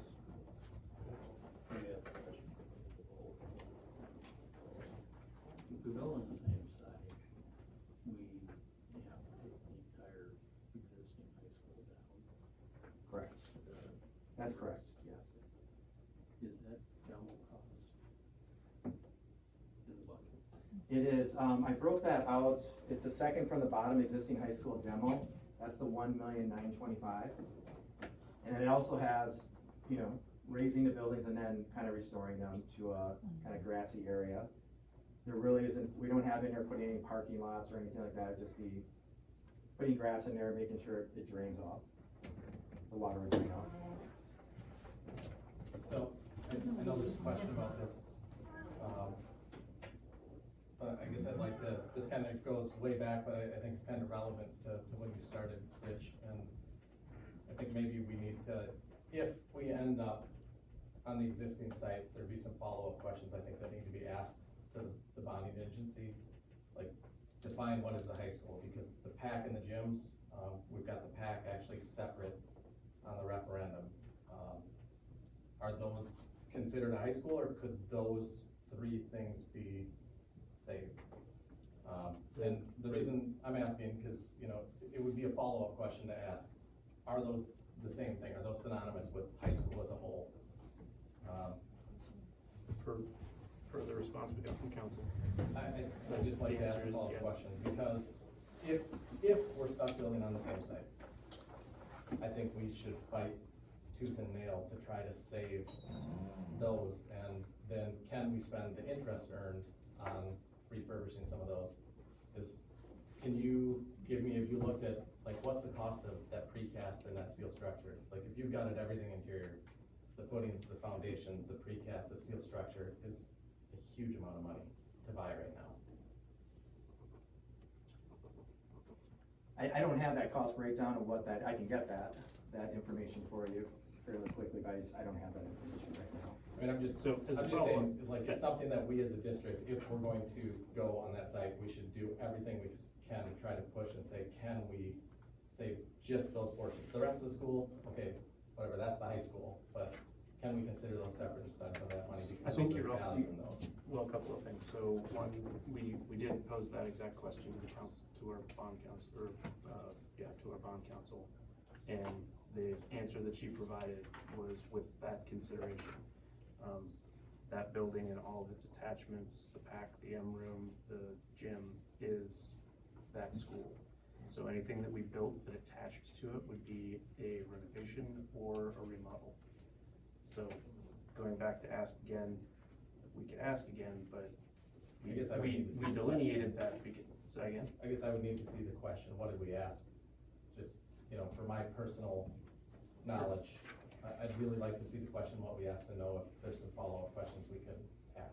And I would agree with that, because I think I saw what bond council said, but are we not a new board with the 3 new board members sitting on this board? What connotates a new school? We're a new board, and you still have some of the old boards sitting on this board. I think that's an opinion. Well, so the opinion from bond council was, I mean, if you want to tie it to a period of time when the board members were seated, the opinion from bond council was provided last week. Now, if somehow you were privy to confidential bond council discussions prior to being seated on the board, I would not have any knowledge of that. So is that what you're inferring? No, You no, said no, I'm provided by inferring bond that counsel the prior term- to being seated, and this is a new board, so which I'm- communication are you talking about? I'm inferring that when you talk about new, what does new mean? And I've brought Sure. that up several times, and I think that's what Mike is referring to, is that when you say new, if I buy a used car, it's new to me. That's what I'm saying. I agree with Mike in that I would like to see us investigate that further, that's all I'm saying. So the question that was posed to bond counsel on behalf of the board was, could we reuse or update any of the existing structure? And the answer was what we got, and the answer was no. And we got that on Friday after they researched it for the better part of a week. I guess I'd still like to see follow-on questions specifically to the PAC and the gyms. So the question that you'd like asked of bond counsel is, I can- can you tell us if the gym and the PAC, the existing structures attached to the high school, are a part of the high school? Yes, would you consider that, could you consider that separate as far as the bond wording and stuff is concerned? And it's only relevant if we as a board decide that we're not gonna bring land forward to the electors and it doesn't get passed, right? But Yeah. I think it's important because it's a huge chunk of money. So Mike, say your question again, I'm gonna write it down. Why don't I follow up maybe and email it to you, cause I need time to think about this and make sure, knowing the wording of the question that you asked and coming back, I don't know what the procedure is, but I don't wanna have you ask something that isn't, you know, very well thought out and worded to get the exact, you know, follow-up response we're looking for. I mean, it's just, I think we as a board in the district need to do absolutely everything we can to save as much money as we can if we're forced to build on the existing sites, and the cost of those three portions alone, because they're some of the most recent. The precast, I kind of looked at, it looks great.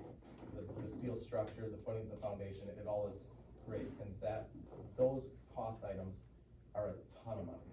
I mean, So- you can gut everything. So let's question your analysis there just for a minute. What would we do to verify?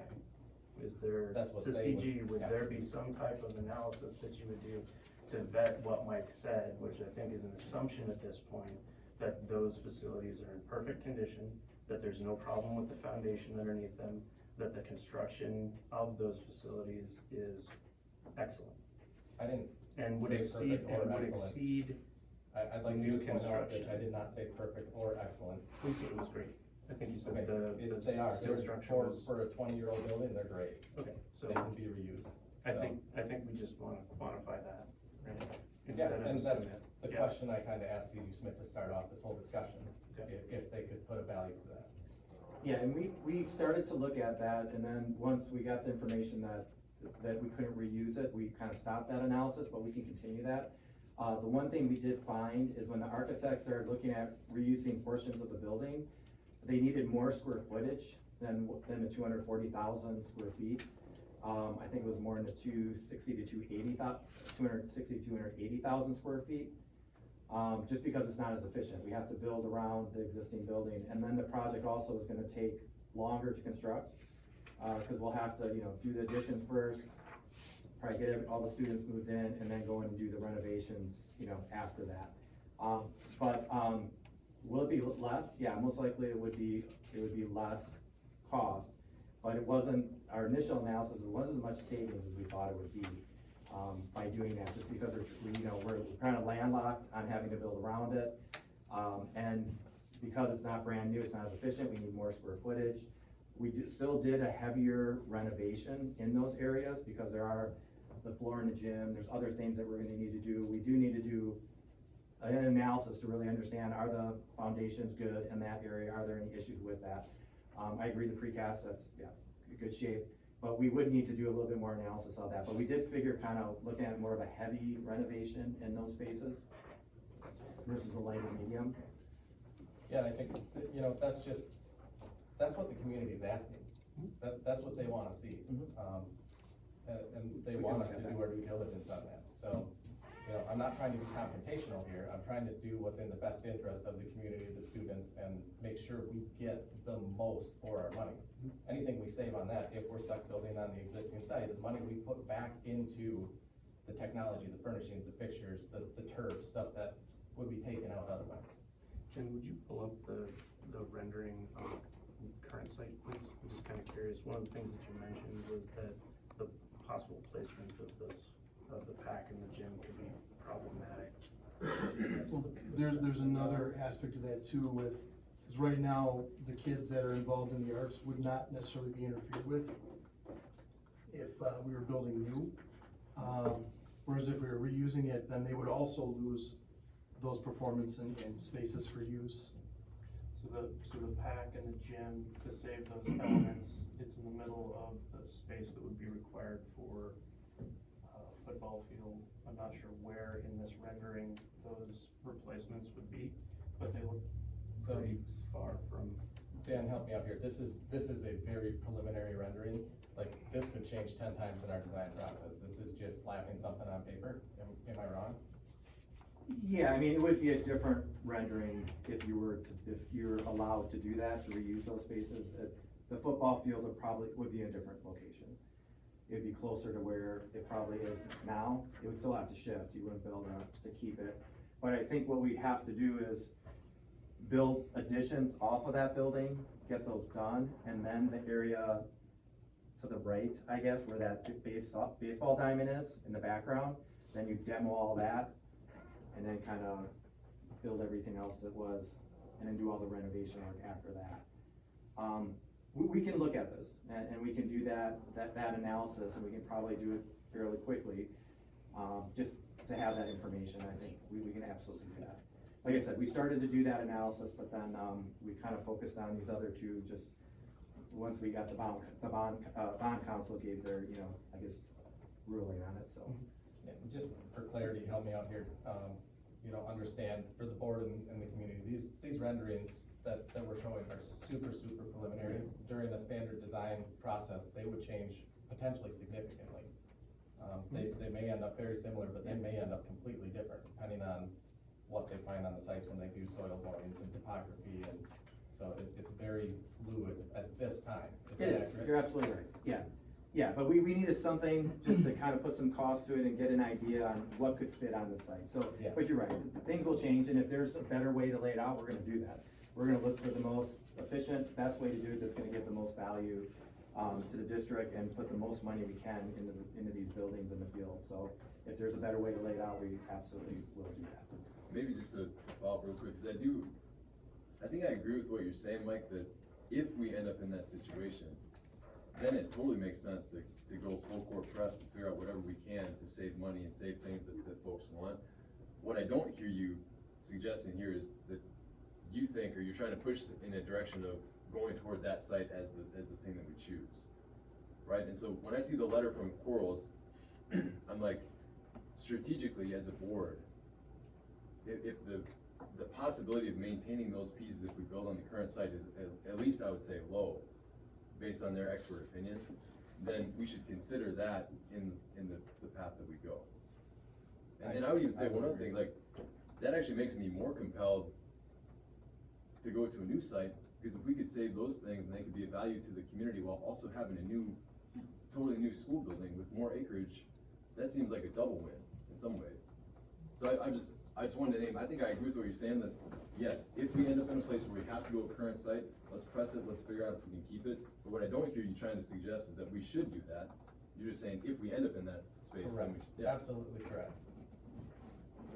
It would seem to me that all of the board needs to have full confidence that, the referendum or the opinion from Quarles and Brady, that we're all confident that that is correct. Because we need to get past that, I think, for this new discussion about, utilizing it in the existing high school. Would you agree? As an example, what, Phil, would you envision being the process to get to a high level of confidence? Well, I don't know. I mean, perhaps a further discussion with Quarles and Brady. I think we probably have 2 or 3 board members, and rightly so, we can be fully confident that that is the final decision, opinion from Quarles and Brady. I would put that question, I suppose, to Mike and perhaps you, Terry, you know, where, with you, as far as, you know, wanting to be confident, you know, that there's no way we can use that existing high school because of the referendum language, but what do you need to be fully confident that this is what it is? Because if that's where we're at, it's kind of a moot discussion that we've been having as to, you know, a good discussion, but it's kind of a moot point. So I put the question, I guess, to Mike and Terry, what do you need? Lisa, have you experienced, it's Lisa, right? Yeah. Have you experienced any of this before? I've seen you This kind of is the nodding your first head a one. little bit, but I'm curious if you have any insight. No, here. I'm just, I trust with Quarles and Brady, they've been doing it for longer than I've been in the business, and I've been for 35 years. I trust what they say, and I can see it's attached, so it's one building.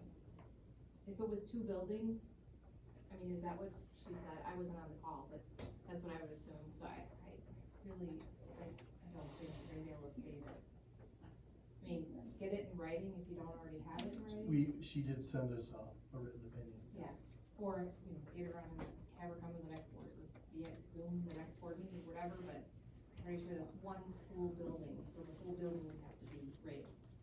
That's, I think that might, I think that's a great idea. Maybe if we could get her at, or is Yeah. it her? she would do it, she'd zoom At in. a board meeting to zoom Yeah. in, so that not only we could hear it, but the community could hear it, Yeah. cause, you know, that, it's a big point of contention in this community right now, so I wanna There's a make big sure. difference between addition and remodeling and building new. I mean, there's a line right between, and that would be addition and remodeling if you kept that piece and put something else around it. That's, and you don't have addition and remodeling written in the question. And I think that's what she would say in more legal terms, but layman's terms, that's what I see. Alright, so we'll work to try to get. Would that help? I understand what you're saying about the remodeling thing, you know, but it just, I mean, the language to me in the question is just not as clear cut to me. That would be helpful.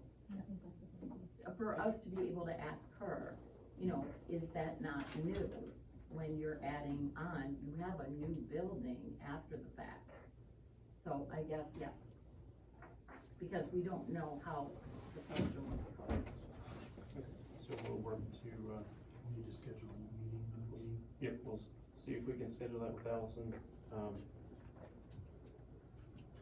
I don't know, well, we'll see how the rest of the conversation goes tonight, if it needs to be a special board meeting between now and the next regular, or if it can wait for the next regular board meeting. Does that sound fair? Yeah, absolutely. Terry? Yes. Sound fair? Okay, so we were talking about the estimates. Any other questions about the estimates? Okay. All right. Yeah, sorry. Yeah, go ahead. Maybe then you can help. Those estimates, how confident are you that that's what it's going to be? I look at this too, and I look if we do it on a new site, it's an additional year to do it on the current site. So what does that have, do you see that have any impact on your estimates? Did you already take that into account? Yeah, we took that into account. I am Okay. very confident in the numbers that we can Okay. do it for this. I wouldn't give you guys, you can tell these aren't, we didn't back into numbers to get to this. We did what we thought it would cost today and share those numbers. And like I said, we had, I think we had shared with this group just kind of a history of different referendum projects that we did, and kind of showed that we hit that budget, we came in a little bit under at the end, and that would be the intent of this. So that's not the way we do things. We don't give you a number just to, get things to go a certain way. We give the real number and then, really work hard during the, design phase of construction, always looking for ways to, look for cost reduction, look for value add ideas, and continue to do that throughout the project.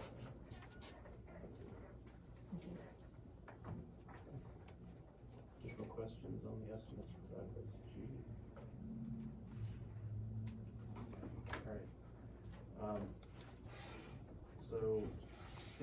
talk a little bit now about community engagement. Community engagement and timing for meeting with the electors and how those two timelines can possibly overlap. Would be something that I think we should discuss tonight. As requested from administration, you have a sample survey in your board packets this evening.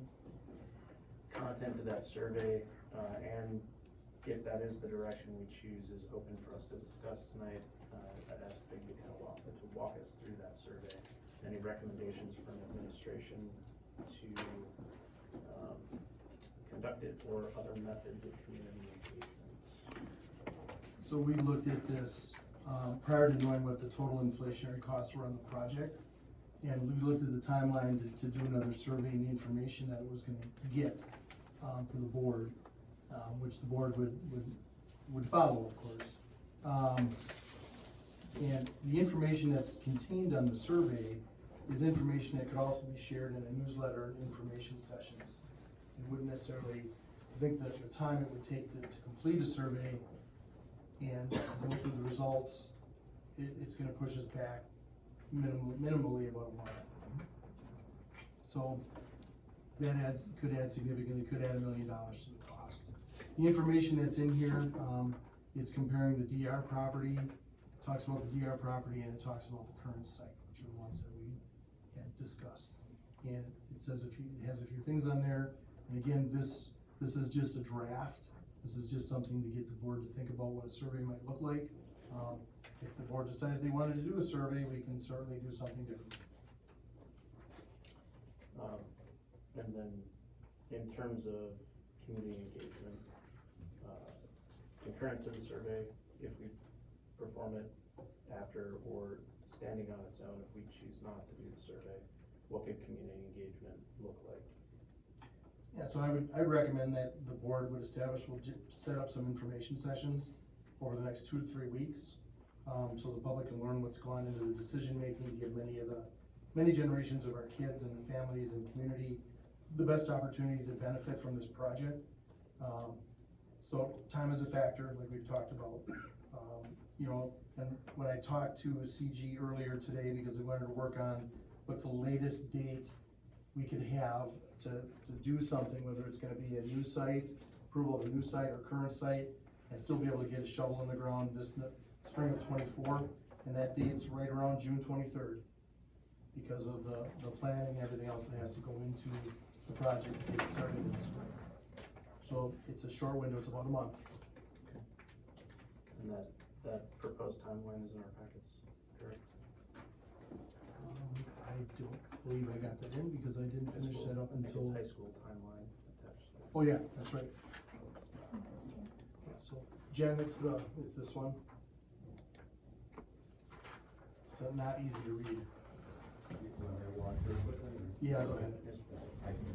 It's kind of hard to see. So we looked at option 1, option 2. The option 1 is the new high school at the existing site. We kind of showed starting on the left-hand side at the top, that kind of pause in the project for the last 7 months or so. That's what that's showing there. Then we have about 9 months to design, and then we have 3 different bid packages that we would issue before the final design is done. So the first one would be those long lead time items like generators, switchgear, HVAC equipment. We get that ordered so it could be here in time for the project. And then the next one we looked at would be like an early footing and foundation package. So we could get started as soon as the weather broke, we can get started on that. And then the last one would be when the design is finished, that's bid package 3, that would be the rest of the project. And then construction, for the new high school would be 20 months. So that started around April of '24, and then that would finish, around the end of the year on 2025. Then after that, we would then demo we'd move students in to the new building, then demo the existing building, and then that spring of 2026, we would start the athletic fields. And then that would take us, I got about 9 months there. We tried to do that a little bit quicker, but it's about 9 months to get all those fields done. And that takes us out to, November of 2026. The option 2, I don't know if I want to pause a minute just to see if that makes sense. Okay. So the design phase, and just want to be absolutely clear here, that's just a linear design process. There's a significant sense of urgency being placed on needing to get this done, like right now, or I've heard $1 million a month multiple times. How much fluff is built into that? Could that be crashed? I mean, you can crash the schedules of design a little bit for far less than $1 million a month if we delay, correct? Yeah, we would wanna make sure that that's the maximum design, and we'd hopefully do a little better than that. And yeah, we can get with, you know, PRA, the architect, and kind of strategize on how we do that. They would lay out all the different, milestones we need to hit, all the different meetings that we would need to attend. You know, the different levels of drawings that we would have. There'd be a program level drawing and SDs, ED, and then construction documents. So that would all get laid out, and we'd absolutely try to accelerate that if we can. The one thing that we're kind of stuck with is, you know, March, April is probably the earliest we can start in 2024 just because of the weather. I mean, there's some things we can do, but at some point, we're not gonna wanna, you know, put footings on frozen ground, right? And we wanna be careful for that, because we want a really good foundation on this building and no issues. But yes, there are different strategies, Mike, that we would use to make sure that we hit that, if not accelerate on that. Same thing with the construction schedule and everything else. We're gonna try and beat all those dates that are on there. Yeah, and I guess my point to the board is, while there is a sense of urgency and a significant one, the true cost right now isn't, 1 month isn't gonna cost an extra $1 million. For design, you're talking? No, for like inflationary costs, because an extra month delay is not gonna actually push back the start date. We could fix that in that design phase. It doesn't actually push the bid package, right? Like, The shortening the design period. well, I just, maybe to add to Mike's question, how do you map the June 22nd date that you just named big to this? I'm not seeing how those two things are connected. So we can look at the next one next. So Mike, I wasn't quite following what you're saying, but when I If we don't start design until July 1st, we could still break ground in March, if the frost is out of the ground. We can cut the design time to 8 months instead of it being 9, and we're still gonna get it done. By crashing things. Well, I would like to check with PRA, because they told me they need 9 months. I guess to do that's this. maybe something to ask, so we better understand the sense of urgency. Yeah, but there are some early bid packages too, so, Yep. you know, and they're gonna need a certain amount of time to get those bid packages ready so we can order that. I mean, if it's, you know, 1.5 years to get a generator, we're gonna have to order that pretty quickly. And it is 1.5 years to get a generator. So I don't know if that's true that we could wait a month on design. Why is the delay start time longer for the new construction on new land versus building in the existing site? Why is that? Because we would have to, the district would have to do some, communication with the community about, the property being purchased, and then I think there's a 2-week notice that's needed to notify the electors, that there's gonna be a vote on that land. So I figured about 2 weeks to communicate what's happening, 2 weeks to give them notice, and that's about that, so that's another month. Pause. And you guys can probably explain that better than I can on what that Yeah, so process is, but- it's approximately a 2-week notice for class 2. Yeah. So that's where we get out a month, so that gives us that time to do that communication. To vote on the new land with the electors? Correct. Okay. And then I added another 2 weeks just cause I thought, like they said, and others said, you know, it would be good to communicate to the community what's happening and give that 2 weeks, then give the 2-week notice. And that's why I added that extra month, on that. In the design process too, it has reliances on third parties, so stakeholders that are in the district and the community. So just to point out that it's not just PRA that we could come and say, you know, you have 1 month less. That entire time frame has to compress, and then all those third parties and external stakeholders, all of those things have to align. And so I guess to Mike's point, confirmation that 9-month window, what does it include, so that the board understands whether or not that can be compressed and why it possibly couldn't. Yeah, I mean, we can check on all that. Right now, I'm being told 9 months is what they need. And you're right, there are other consultants, there's civil engineers, structural engineers, mechanical, electrical, plumbing consultants that need to be involved. part of it is, you know, I've been kind of keeping Architect up to date on potential timelines, but they haven't been given, you know, notice to proceed. So they're working on other things right now. So we need to re-engage them and get them on this, you know, as quickly as we can. So, but yes, that's correct. And just kind of real quick on the second option there, this is a new high school at a new site. That pause period is a month longer because of what we talked about, because the voting with electors of the new property. Same design period, 3 bid packages, you know, get started in April, 20 months duration. That does include, and during that time, we can do all the athletic fields during that 20 months. That's where we, you know, we pick up that time on the new site. And then after that, it's, you know, demoing the building, and then we wait till spring to restore it.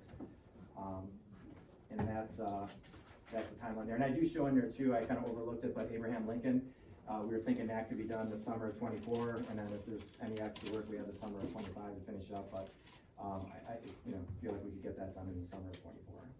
There's no possibility of moving that up to this summer?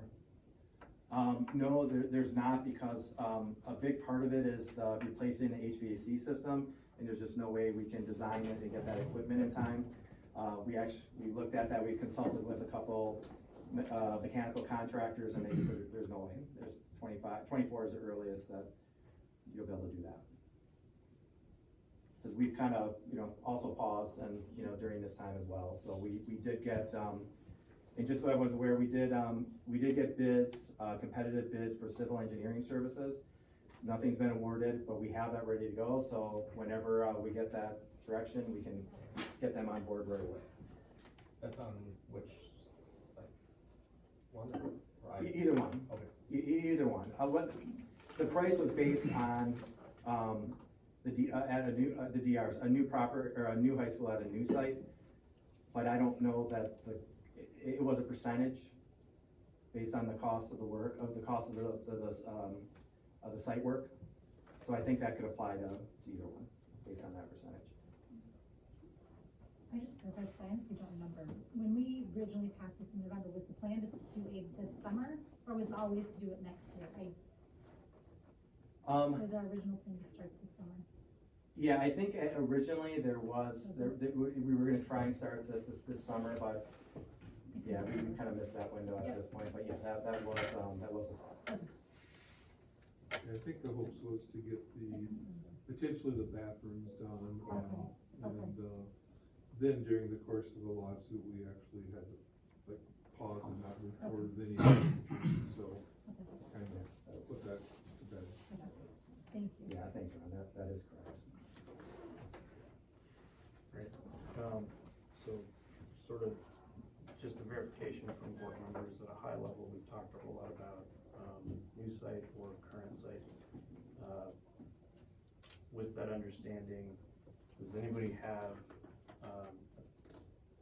concern with using one of those two approaches? Is there an alternate that you would want investigated, knowing that it could take months, at least likely 6 to 8 weeks, to identify property, engage negotiations, bring that forward,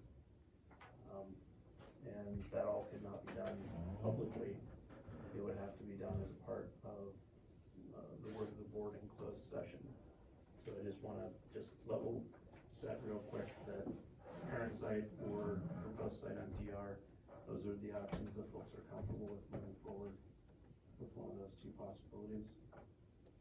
Can I ask, the first site that was brought to the electors, is that, like that's not under contract at all anymore? But the DR site still is under contract, like the terms wouldn't change on the DR, so you'd have to go back and negotiate on the BNS property?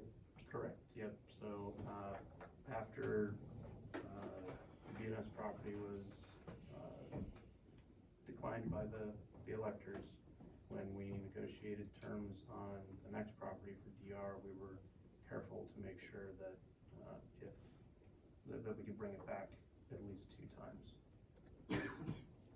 So the terms do allow us to continue to have it under contract, and we can bring it before the electors again.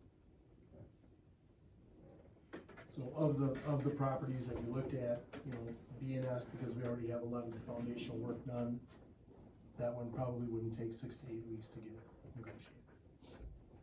How long do you expect if we surveyed and added the BNS property back in there? Cause I'm just concerned about the DR property because it was such a huge, and I don't know, some people say that the vote was a result of, you know, just the no to the referendum, but I don't know that, right? None of us really know that. You know, I'm wondering, because some of the work's been done with the BNS property too, would it make sense for us to question the community on the 3 options that have already been brought to them, rather than just the 2? Just in case that, you know, if we're looking at new site versus existing site, what if it just is that people absolutely dislike that property because it's on the other side of 69? That's my concern. Can we survey a property that isn't under contract, and are we putting ourselves in jeopardy of surveying that the cost could go up? I'm asking, I don't know. I would think if I see my property on a survey and everybody wants it, I might not negotiate the same rate, but I don't know. So probably the best thing would be, the board would direct me to contact that real estate agent again and just see what terms they would be looking at. I mean, I do recall, it's a good question, Mike, and it never went to a meeting of the electors, but there was quite a bit of negative feedback and public comment throughout our meetings on the BNS property. I think traffic congestion with Northside right there was a big issue. I think there's some adjacent landowners that were very much not in favor of it, and, so you know, to be aware of that. Yeah, and I watched that and I heard those, but I also heard similar with the DR property, crossing the highway, and, you know, the farmer next door didn't like the idea, so that's why I bring it up, I guess. Sure, I understand. And there's so the conversations that we had with, land council, with, Bill, if we take a question to the electors, his recommendation is to bring forward 1 property, not 2. We did ask, we did consult with him, and we asked, can this be done through a general or special election to provide an opportunity for everybody to vote, and if they wanted to vote absentee, then they could vote absentee. Per Wisconsin statute, this must be accomplished through a meeting of the electors. Follow-up question that we asked him was, okay, if we wanted to bring multiple properties so that, you know, we don't have to keep coming back over and over again, could we do ranked choice voting? So that if folks had, decided that, you know, maybe BNS is their number 1 and the DR property is their number 2, then, we could arrive at one or the other being passed. What he cautioned was, if you bring 2 pieces of land before the electors, is you may have one group of folks that would say yes to that one parcel, one group of folks that would say yes to the other parcel. They'll say no to each other, and then the underlying group that will say no always will result in both pieces failing. Yeah, that makes sense, use of the vote. But could you survey them and then only bring 1? You know, could we ask Fake to negotiate and then have 2 properties under contract, then in survey, so that we know which property to bring forward, so we don't have to worry about that? And I don't know. it would be possible, but the amount of time to do all that? Do the survey and get it back under contract and then bring it back before the electors is, if we feel as a board strongly that we need to provide or identify if that is an option that we would want to get back to, there's a cost associated with that. I hear what you're saying, Mike, but again, I think in my, in my initial comments, it's not perfect because forward-looking costs are unknown, but I think we should use that as guidance. So it's not assured that we can compress time frames down to the point to avoid all of those inflationary pressures. So I guess my question to the board is just to think about, you know, how confident, if we as a board decide to bring another property forward, how confident are we that the property on County DR is gonna be accepted by the community? Versus if we looked at that initial property. No, I had a similar question, and, well, let me ask one question, and I have a suggestion associated with what, you just said, Mike. So if I'm looking at the cost on the BNS property, so we're looking at $1.2 million more for the BNS, and we're already talking about making concessions for the DR, the Donnie property. And that's at a land price that was initially 17.5 that we don't have under contract. And so the odds that, I mean, I'm not a savvy land negotiator by any means, but if we go back to them and say, hey, we'd like to talk again, the odds of that going down are pretty small. And I would say the odds of that going up are pretty decent, right? So I did have a contact with somebody through the owner, and he expressed interest in honoring a similar deal to what we previously had. Just so that's all there, you know. Thank you. So the first part of the question, that would require additional concessions, right? We were talking about reducing the cost even more. Well, I think you gotta look at the overall cost with the land, cause that land, the cost per acre of land is less than the Donnie, so it is more expensive, but 100, well, less than 100,000, right? If there's also a road rate that you would talk, that's not Yeah. good on there? There's about a Oh, the road, it's 300,000, so what, yeah, 400,000. I was looking at throwing numbers. $400,000 premium for that.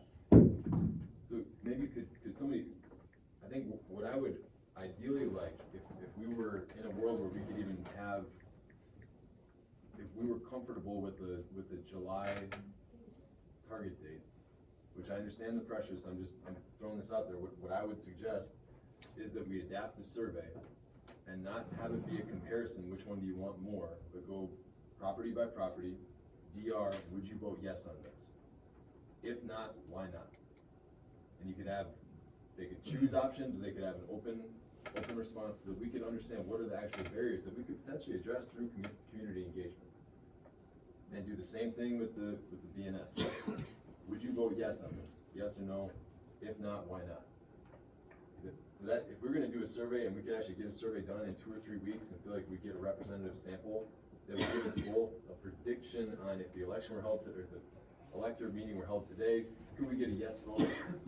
And then we as a board could come back to that and say, okay, 40% of people said that they would vote yes on the DR property. We think we can win another, 11% via community engagement. That's the path I would suggest. That, to me, it doesn't make sense to just say, let's go with the existing site at all, based on the information I'm seeing. And I'm not confident that in a month we'll be able to get a yes without some greater analysis of why we got a no previously. So that'd be my suggestion, to adapt the survey, run it for 2 weeks, get as many as we can, do community engagement for 3 or 4 weeks after that, and try to get a yes vote by the end of July. And I realize that's not on the timeline you guys are suggesting, but that would be my suggestion. If we went that path, Jim, I would strongly suggest that we take time to get that land under contract before we engage or send out any kind of survey. Even kind of talking about it like this is going to create a competitive disadvantage.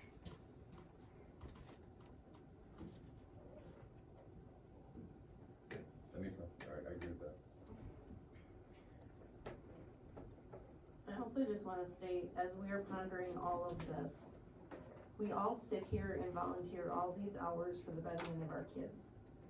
And we are looking at 2 years of kids who are not gonna play a single home game. And that breaks my heart. These are kids that have lost 2 years to COVID. And I know we're talking dollars and they matter, but our kids matter too. And I don't want us to lose sight of that.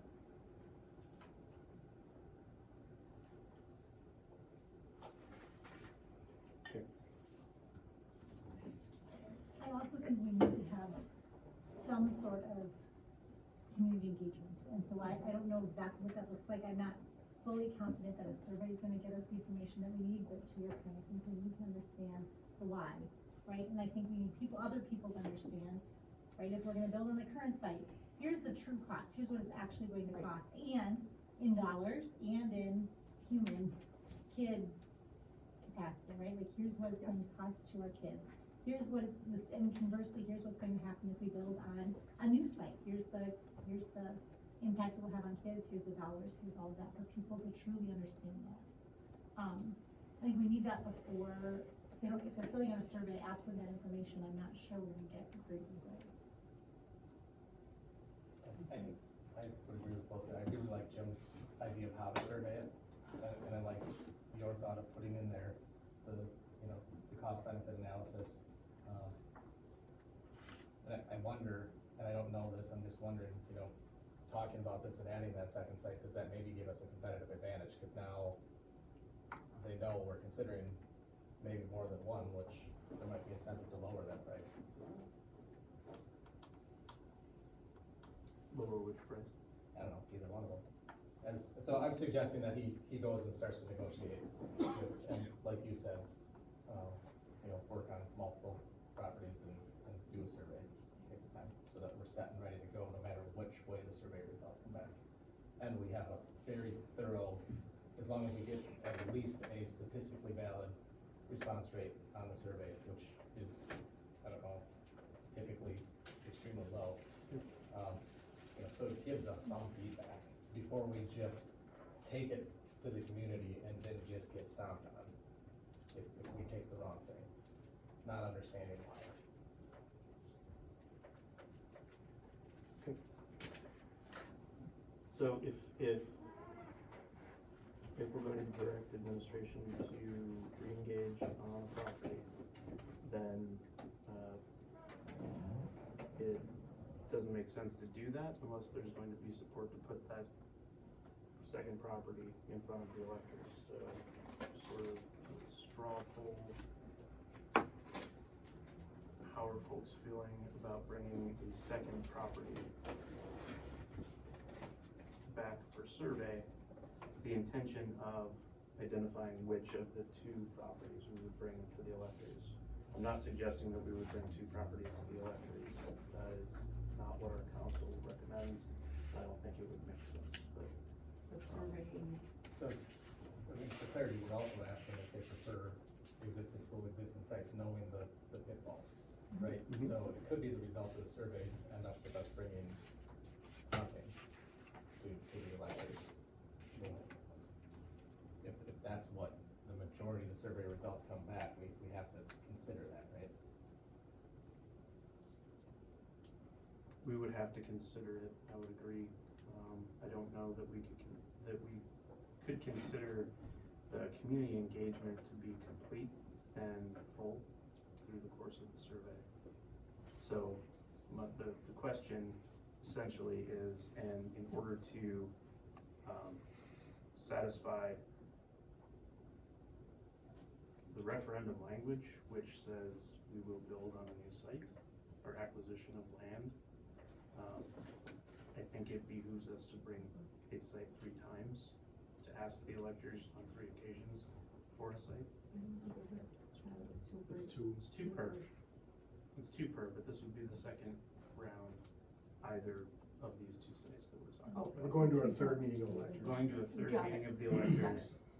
If a third time we're declined by the electors, I believe that satisfies some of the guidance from council on constructing on the same site. So I wanna make sure that we've gone 3 times to ask.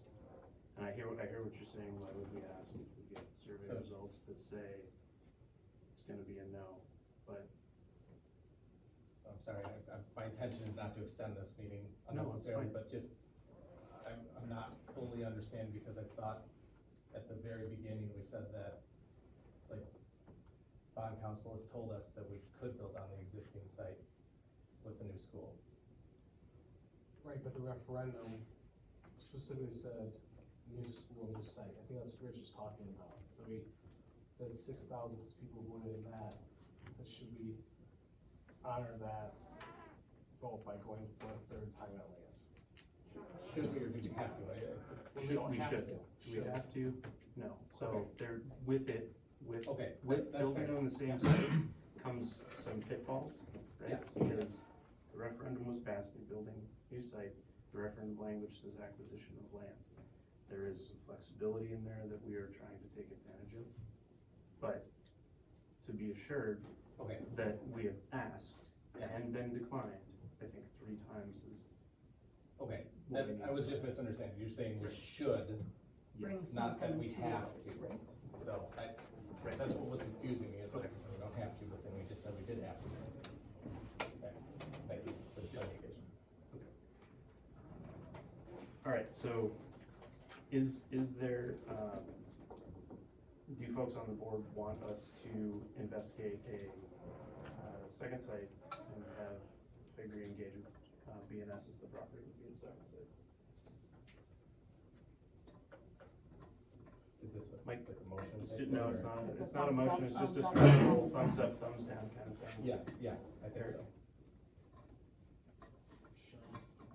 Dylan? Yeah. Nikki? Yes. Teresa? Phil? What was the question again?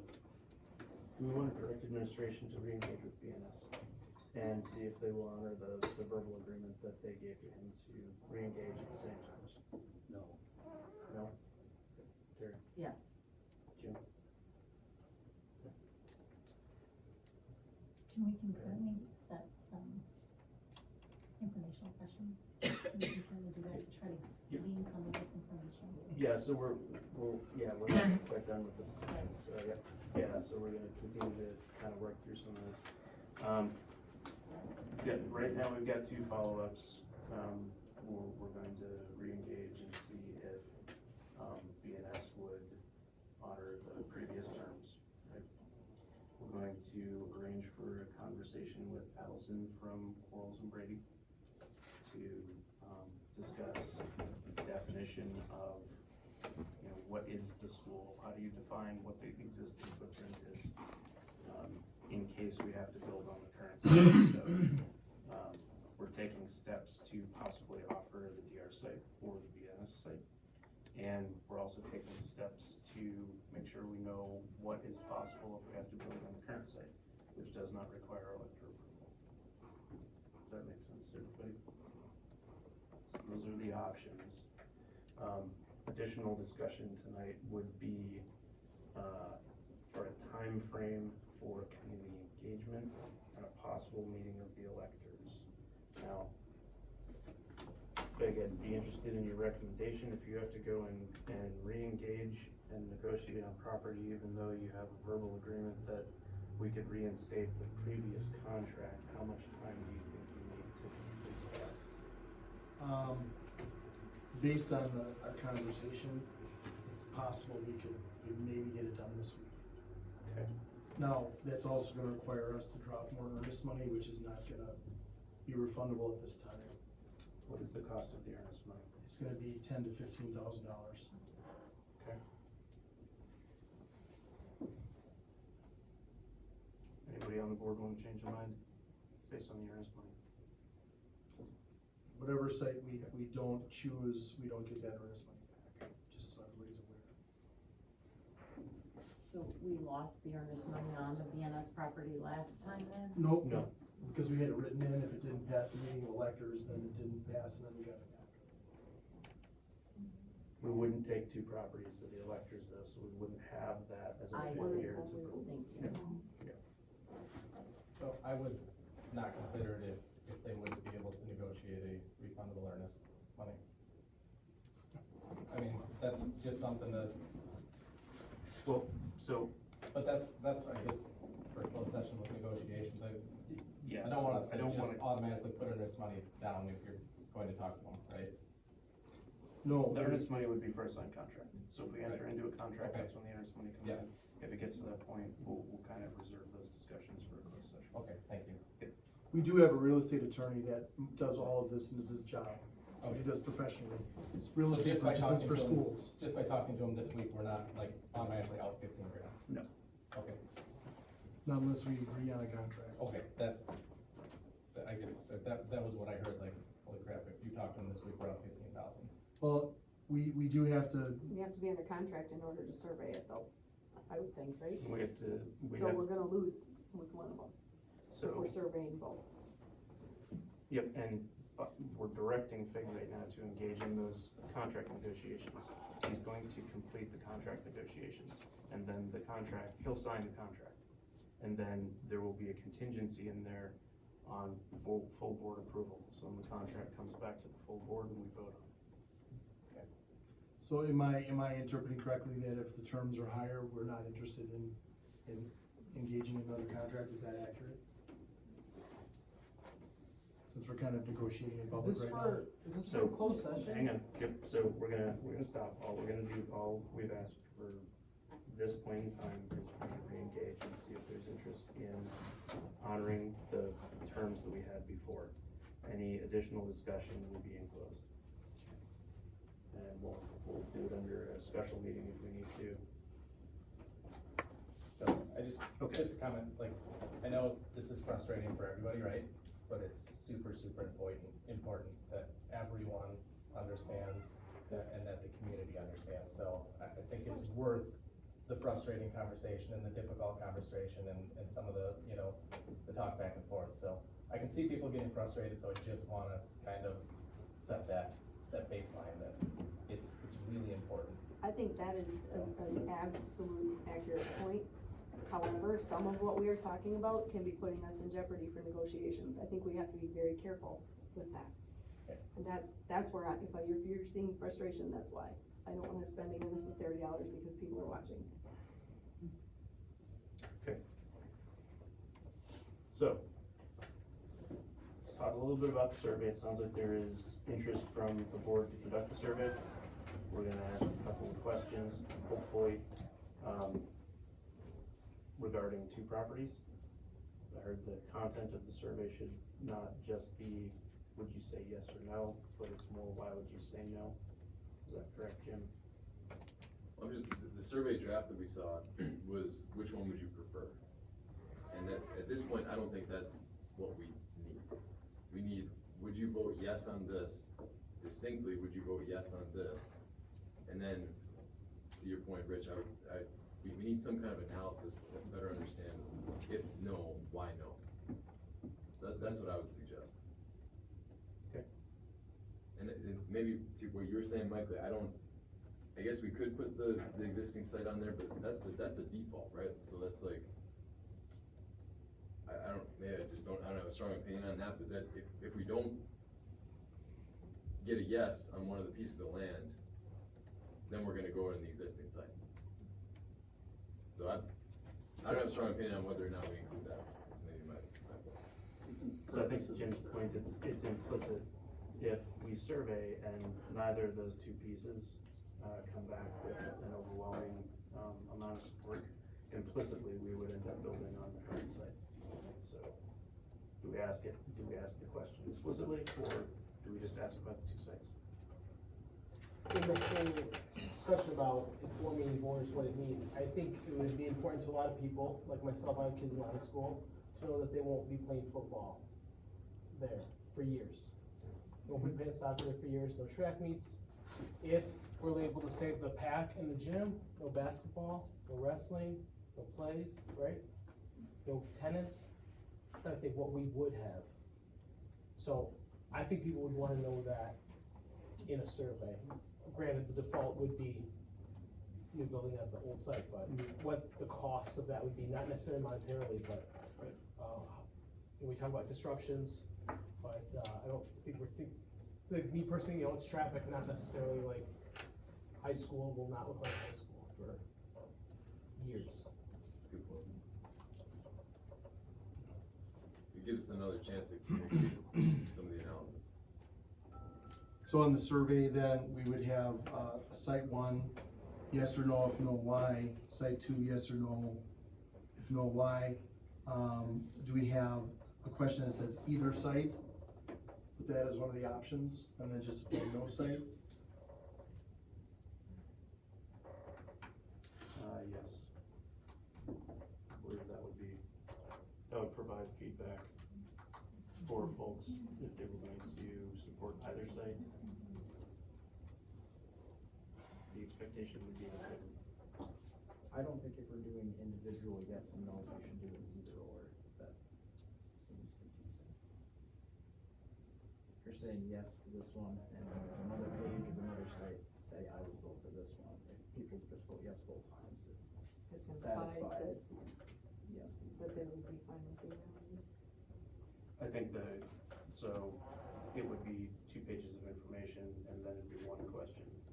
Yes to site 1, yes to site 2, yes to either site, no to either site, I think is what Fitz is saying. I think you're kind of saying the same thing. Yeah, I think he's saying that.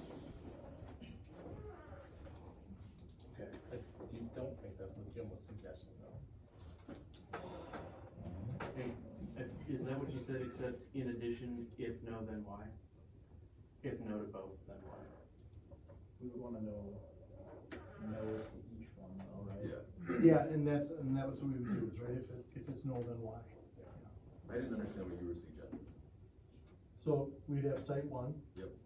Yes or no, if no, why, site 2, yes or no, if no, then why? Yep. And then a question of, you'd support either site, or then a response of either site or no site. I realize planning a survey by committee is not. I don't understand why the last piece would be necessary, because we would get that information if they clicked yes for either of the previous two. Right. Or if they said no to them, then we would get that answer. Yeah, I think the bigger question to what Eric was saying is like, including the existing site, here's the cost benefit analysis of that like we would for the first two. Is this your preference, or something like that? So using the survey to inform about what the actual costs are in the lost time for the students. And that's in the draft, right? It has some, like a 1 page on the DR property, 1 page on the BNS property, 1 page on that gives a cost and a benefit, and then. But then we're not necessarily gonna ask about the current site, because if neither of the sites is supported, the current site's gonna be the site. Right, but I think what Jim is saying, there needs to be awareness that we use the existing site, and that would be the graph. Yeah. That's right. That communication is critically important, because I think I've heard a lot of people, the perception is that if we do it on the current site, it's gonna be significantly less, and doesn't seem to be accurate at all. And so I think for people to understand that and to have all the information, I don't know how to, and maybe it's me, I don't know how to do that. Does it be part of a survey though, or can it be, cause I understand when you start doing surveys and you get more than the 2 questions, that's why we, all the surveys. I mean, cause we're talking about doing informational sessions and having information on the website, I would assume, if we're putting it, that we could have just the 2 sites and give the information about what it would cost the students if it was on the existing site. I think that information is gonna be available, just like it was in the 4 or 5 years leading up to the referendum too. And I don't think our website gets as much people don't visit as much. Social media has a pretty good following right now, because this is a very interested topic. Sure. So, yeah, so we're gonna continue to use our communication methods to get that stuff out, just like we have. Can we have it in the survey though, where it says if you've chosen no to both above, this is the default option, and here are the pros and cons, and here are the costs involved with that, and just have it on this? So people can't say We they can didn't design get our it? survey any way we want. I mean, I just, it doesn't have to be a yes or no, it's just, if you choose Just no have to that the above, information, this is if what you it choose is. no to both of these, then the Yes. option is building on the existing high school. Which And here are involves some of the this. things that Right. would impact our cost, and here's students the- and the Right. cost, blah, blah, Right. blah. I And think- not have it as part of the question, but have that information on there. If you choose no to both of these, Right. this is the default option and these are the costs associated with it. I like that idea. What I don't want is for someone to get a survey and have 2 sites and then have to go find it somewhere else to get, well, what if I don't like either of these? I don't want them to have to go to Facebook or go to a website, I'd rather it be all on here. So That's my preference, but, I'm gonna make a suggestion that FIG takes some of the feedback they heard tonight back to school perceptions. They write these surveys all the time. We have an idea of what we want to ask the public. We know that there's going to be possible sites depending on what negotiations with BNS create, right? So I'd say let's table the sort of specifics of the survey for now, and then let's get some feedback from school perceptions. Yeah, so just so the board is aware, the survey process itself it'll take a month to 6 weeks on the survey process. And that definitely is gonna push that spring date. So, If we take a property right now, it's gonna probably be a no matter what we do, if we don't do one of these options anyway. So I feel like it's time that we're gonna have to spend. You don't think we can engage, have with listening sessions get there, if we have to do a survey? I think we're gonna get feedback that I didn't get an invite, or I didn't get, what happened during this time when I was working, I think, I don't know. No, fair. I don't know. I mean, yeah, my idea was listening sessions before we were bringing a third property or another property back too. I don't know. I think we have to do all the above, Teresa, honestly. Problem with listening sessions, how do you quantify though? I mean, how do you quantify where people are at? Some people will sit and listen and they won't say anything. Sure, How that's do you true. quantify that? Where a survey, you're getting definitive answers that it's a yes or a no, but if you're doing listening sessions, you're informing them, but you're not getting any feedback. Sure. The downside with the survey is you hope that, a high percentage of the district population responds. Right. Rich, as a reminder, I think it's important that the board, the complete board is confident in what Quarles and Brady. This is just a reminder, because I think, if we can't use any of the existing high school, that's an important part of the, thought process, I would think. For people, we ought to be there, included on that prior to the survey series. And just so I'm clear, when we go back to these forums or listening sessions or however we wanna frame them, I still think those are a fantastic idea, because I think we need to bring all of this and be able to have people ask questions. And we may not solve anything, but at least they can go, and when they know that a survey's coming, and if they get the survey, then at least they've had, if they were able to attend, I think it may help them feel more informed. yeah, and I think, Sure. to your I think point, we it's need to both do and. that, yeah, we gotta do that while we're Yeah. getting ready for the survey. I really think so. I think that if we were as a board prepared to move forward with either current site or DR, I don't know that we would spend the time on the survey. 100% agree. We would, instead of a survey, we could still get, information to everybody in the district through newsletter, to every mailbox in the district, and then conduct the listening sessions and move forward. So, just so that we're all clear as a board, that if we're now deciding to say, we wanna make sure that the community isn't interested in this third property or the second property, and that will be at a cost of about 6 weeks worth of time. So, and that's $1.5 million or so.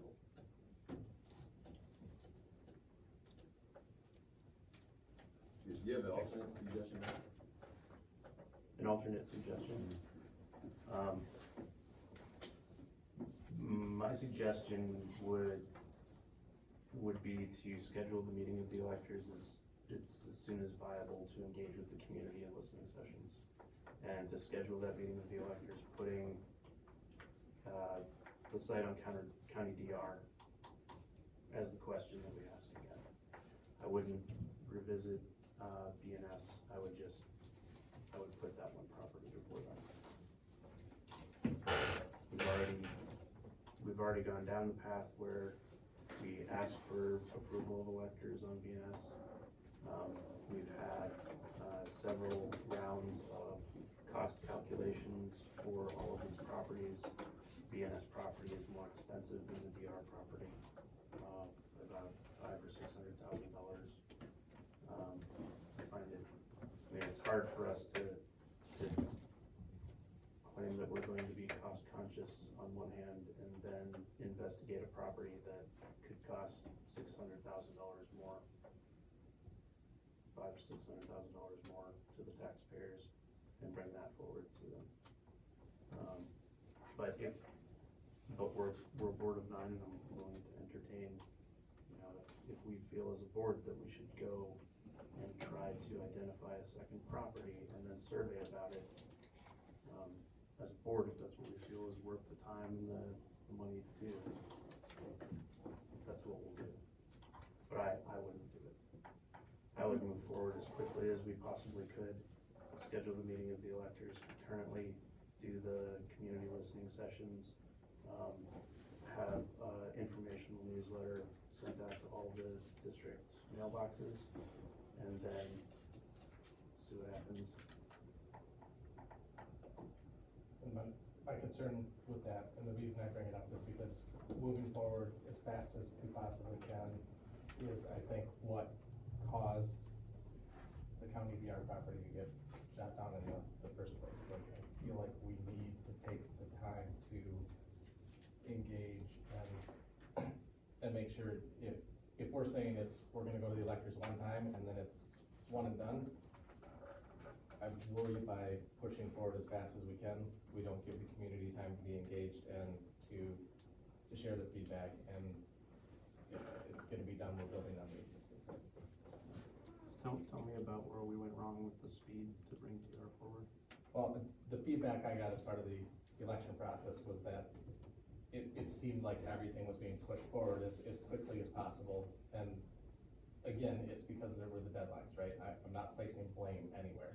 I'm just worried if it appears that we're going too fast again without engaging the community, that we're going to get a no matter how much we try to convince people that we're doing what's in the best interest of the community. To follow up on what Rich said though, we did 2 listening sessions, and what would you do different? Like, what would we do different so it's not as rushed? I think that's what you're asking, right? So what would we do different? I think just taking the time to do like the survey so we can actually get feedback, and putting exactly what we spent the last hour talking about. So we did 2 listening sessions. But again, it's a board of 9, so. I'm asking you, what else would you do? Was 2 listening sessions enough? Did you do more tours, or what? So we'll have this discussion here soon. What would you do different? Besides the survey, just the survey? I think just the survey and the listening sessions and getting that feedback, quantitative, like, feedback, why? That way you can tailor the listening sessions Yeah. to what people's concerns are. And I just, Teresa, I'd be curious your take on this too. So, I got 2 questions, but what are you thinking, what would you do? As far as, what do you mean? Well, Rich is suggesting an alternative to what I'm suggesting, and I'm not saying pick a side, but I'm curious what your perspective is. So you're suggesting doing a survey with all 3 sites, or with all with two different sites. And so you're asking what's my opinion between the 2 sites and DR? Or just, what's your opinion on the approach forward? I think it's really important that we engage community. I think if we engage as many stakeholders as we can, we're gonna get some good feedback. I think a survey is important because I think there's, I wasn't sure how I felt, but I feel like if that's gonna help us get some information. My concern with doing a survey without having some good information out there is that people will do it based on false information, right? And so then, it's important to me that the information we get back is actually accurate and representative, right? Because it's based on, and so I think if we include all that right information, that's important. I'm probably have less strong feelings about the site. I wanna be fiscally responsible, so to know that one site is gonna cost us more, I'm having a hard time, I'm a little with Rich having justifying that. But I also think that's one person, so what's the community, where's the community at, and if that's really important to them. And I think I know Rich said like it costs the taxpayers, it's not an additional, I wanna just clarify, it's not an additional cost to the taxpayers, the cost is the cost. The referendum's a referendum, not exceeding that. So if we spend more at a building, what happens is our students, right, the building gets less if we spend more on that stuff. So it's not an additional cost to the taxpayer. So, but that concerns me, so that's kind of where I'm at. But if it ends up being the existing site, then the cost is kind of neutral. If they vote against both the other sites, It's still the costing the waiting same amount of time, money, right? it's still costing the same amount of money. For 30 fewer acres. And so that concerns me, right? but Like, for less acreage. we have less Half the stuff, half the site for our kids, it costs as much, and their kids are gonna be on a construction site essentially for 2 years, that concerns me. So I have some concerns definitely about that, and you mentioned, and I didn't get a chance to ask, the idea of partnering with some other places like BTC, and I don't know their perception, but I think that a bigger campus would be more conducive to something like that. And I don't know that, I'm just conjecturing, but that's kind of what's wrong with And Rich, I completely appreciate what you're saying. I think where I'm getting stuck in my head is the volume of the turnout for the first meeting versus the second. And so I've had people say, you know, would you consider bringing back 31st? And I guess I would sleep better knowing if the results still point us in one direction or the other, but I don't feel like there was enough people represented to vote 31st compared to the second vote. On that, and was it Oh, sure, 100 there's a people big versus difference. 1,700 came, right? I would feel better, and I know it's cost, but again, I want that called out in the survey. I want people to be able to see in the survey, like, this is the overall cost, cause I appreciate this is all laid out, but this is hard for me to read, so I can imagine this has been hard for you guys too, right? So like, this now needs to have those three, existing site and Donnie and BNS on the survey spelled out, so people can be like, oh, yeah, I know Donnie was more, but I guess it really is less, because they don't believe it, because they still can't see it. And so I feel like if that's clear, and then we do listening sessions and engage the community and ask, what are you thinking? What are you seeing? What do you want? What are your, and I think we just need people to feel heard. And then I think we can go forward. And then I think it is hurry up and go time, because we are wasting money. Yeah. I mean, we know that, we know that. But I do think we need to do this due diligence. I feel like we'll get more involvement in a positive light from our community if we can do this step. That's just my take. And I'm not trying to shortcut the due diligence, and I think it's incredibly important that, you know, we take the time to do that, and folks need to look at the possible site through a lens of an 80 to 100 year planning cycle. Right? I can't justify to me that building on the current site is what's in the best interests of our community and our kids, because it doesn't provide us with the space to expand, it doesn't provide us with opportunities that would be there with our technical college partners if we had the space to co-locate and share facilities with them. And in 20 years, when we're looking at what we need to do for our facilities, the intention is to design this building from the beginning to be expandable, to get to a point where I think that, you know, there's benefits in having a 7-12 building, but I don't think that we could get there and the community didn't support it. If in the future that makes sense, the ability to expand into a 7-12 is built into this design. There are accommodations for, you know, electrical and HVAC that stuff have plans. You can plan the expansion but not build it. I think that all of those things are afforded on the new site we wouldn't get on the current site. So while you know, willing to entertain spending a little bit more time on this, it's gonna cost opportunities in space and building for kids. Okay. So, you have direction from the board thing to? Yep, so I will re-engage with BNS, I will re-engage with, school perceptions, re-engage with CG, and we're gonna really push hard to try to keep that spring 24 date, so our costs don't escalate. But the reality is, you know, time is time, once we lose it, we can't make it up, so. The meeting with Allison, we could do that as a special board meeting, we could do that as an all Zoom meeting if we need to. I wanna re-engage with her, just so that board members have an opportunity to have.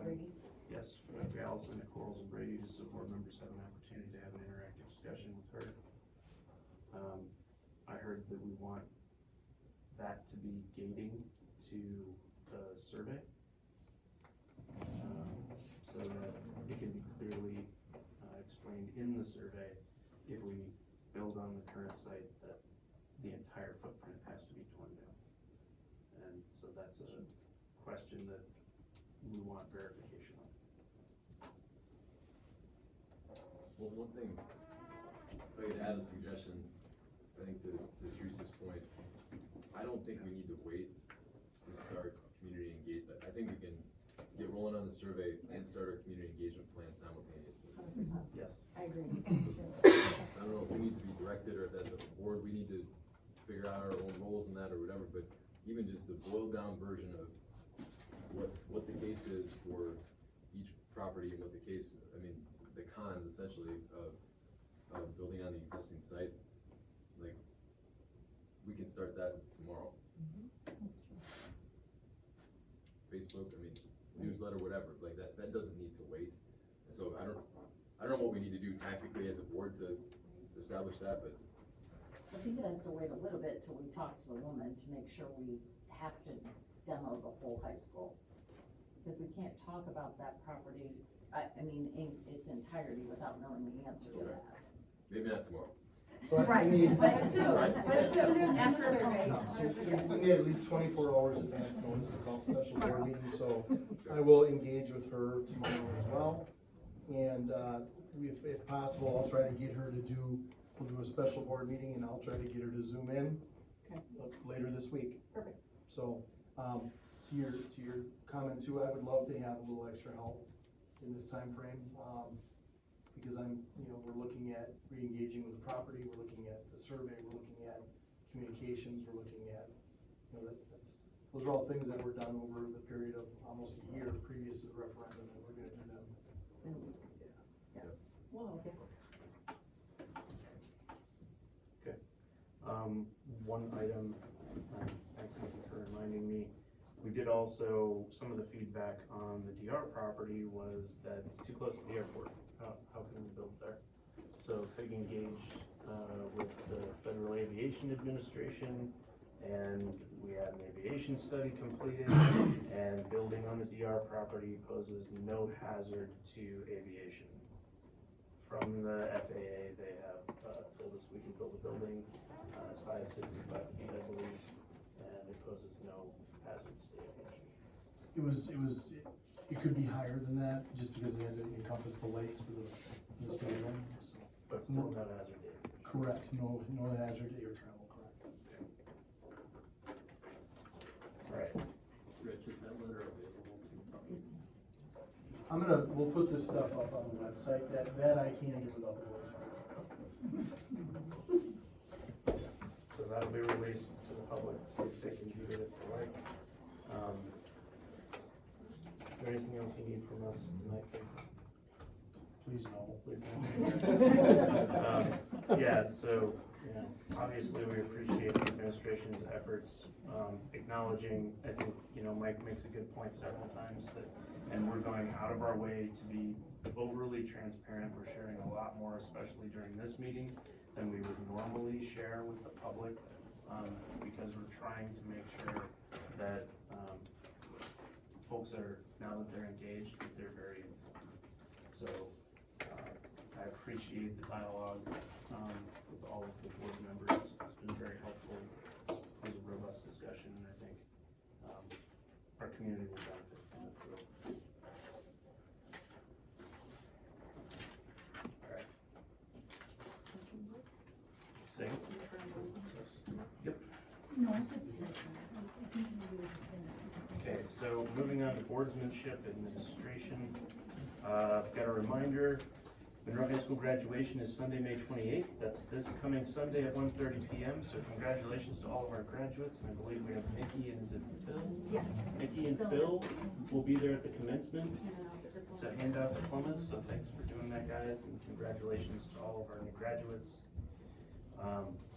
We've got a note in here to discuss the proposed data retreat. Vic, do you have anything that you want to walk through? Yeah, so we're having difficulty getting dates that work with everybody, so I would like the board, we didn't send out the doodle yet, because of a lot of the other stuff that's going on, but, so the board, I will get something out to you. We're looking at potentially July 12th, July 18th, or July 19th, and that would be like more of a deep dive on the data, and that would be starting at 5:30 p.m. So that's academic performance data. Correct. Say the dates again. July 12, July 18, July 19. So 12 time on. 18. So then- We'll do a So we'll do a Cindy's doodle. gonna do a doodle, and then what's the, Oh, we already how, did. how long is, did we? Did you just send out preliminary dates? I already had these dates in my head for some reason. I don't think we sent this doodle out, did we? No, we haven't sent the doodle out yet. Okay. So, But no, did you have it in one of these and just say like these are? I the might ones have we're had it in thinking? the update Okay, that you cause I read. remember talking about this, Yeah. okay.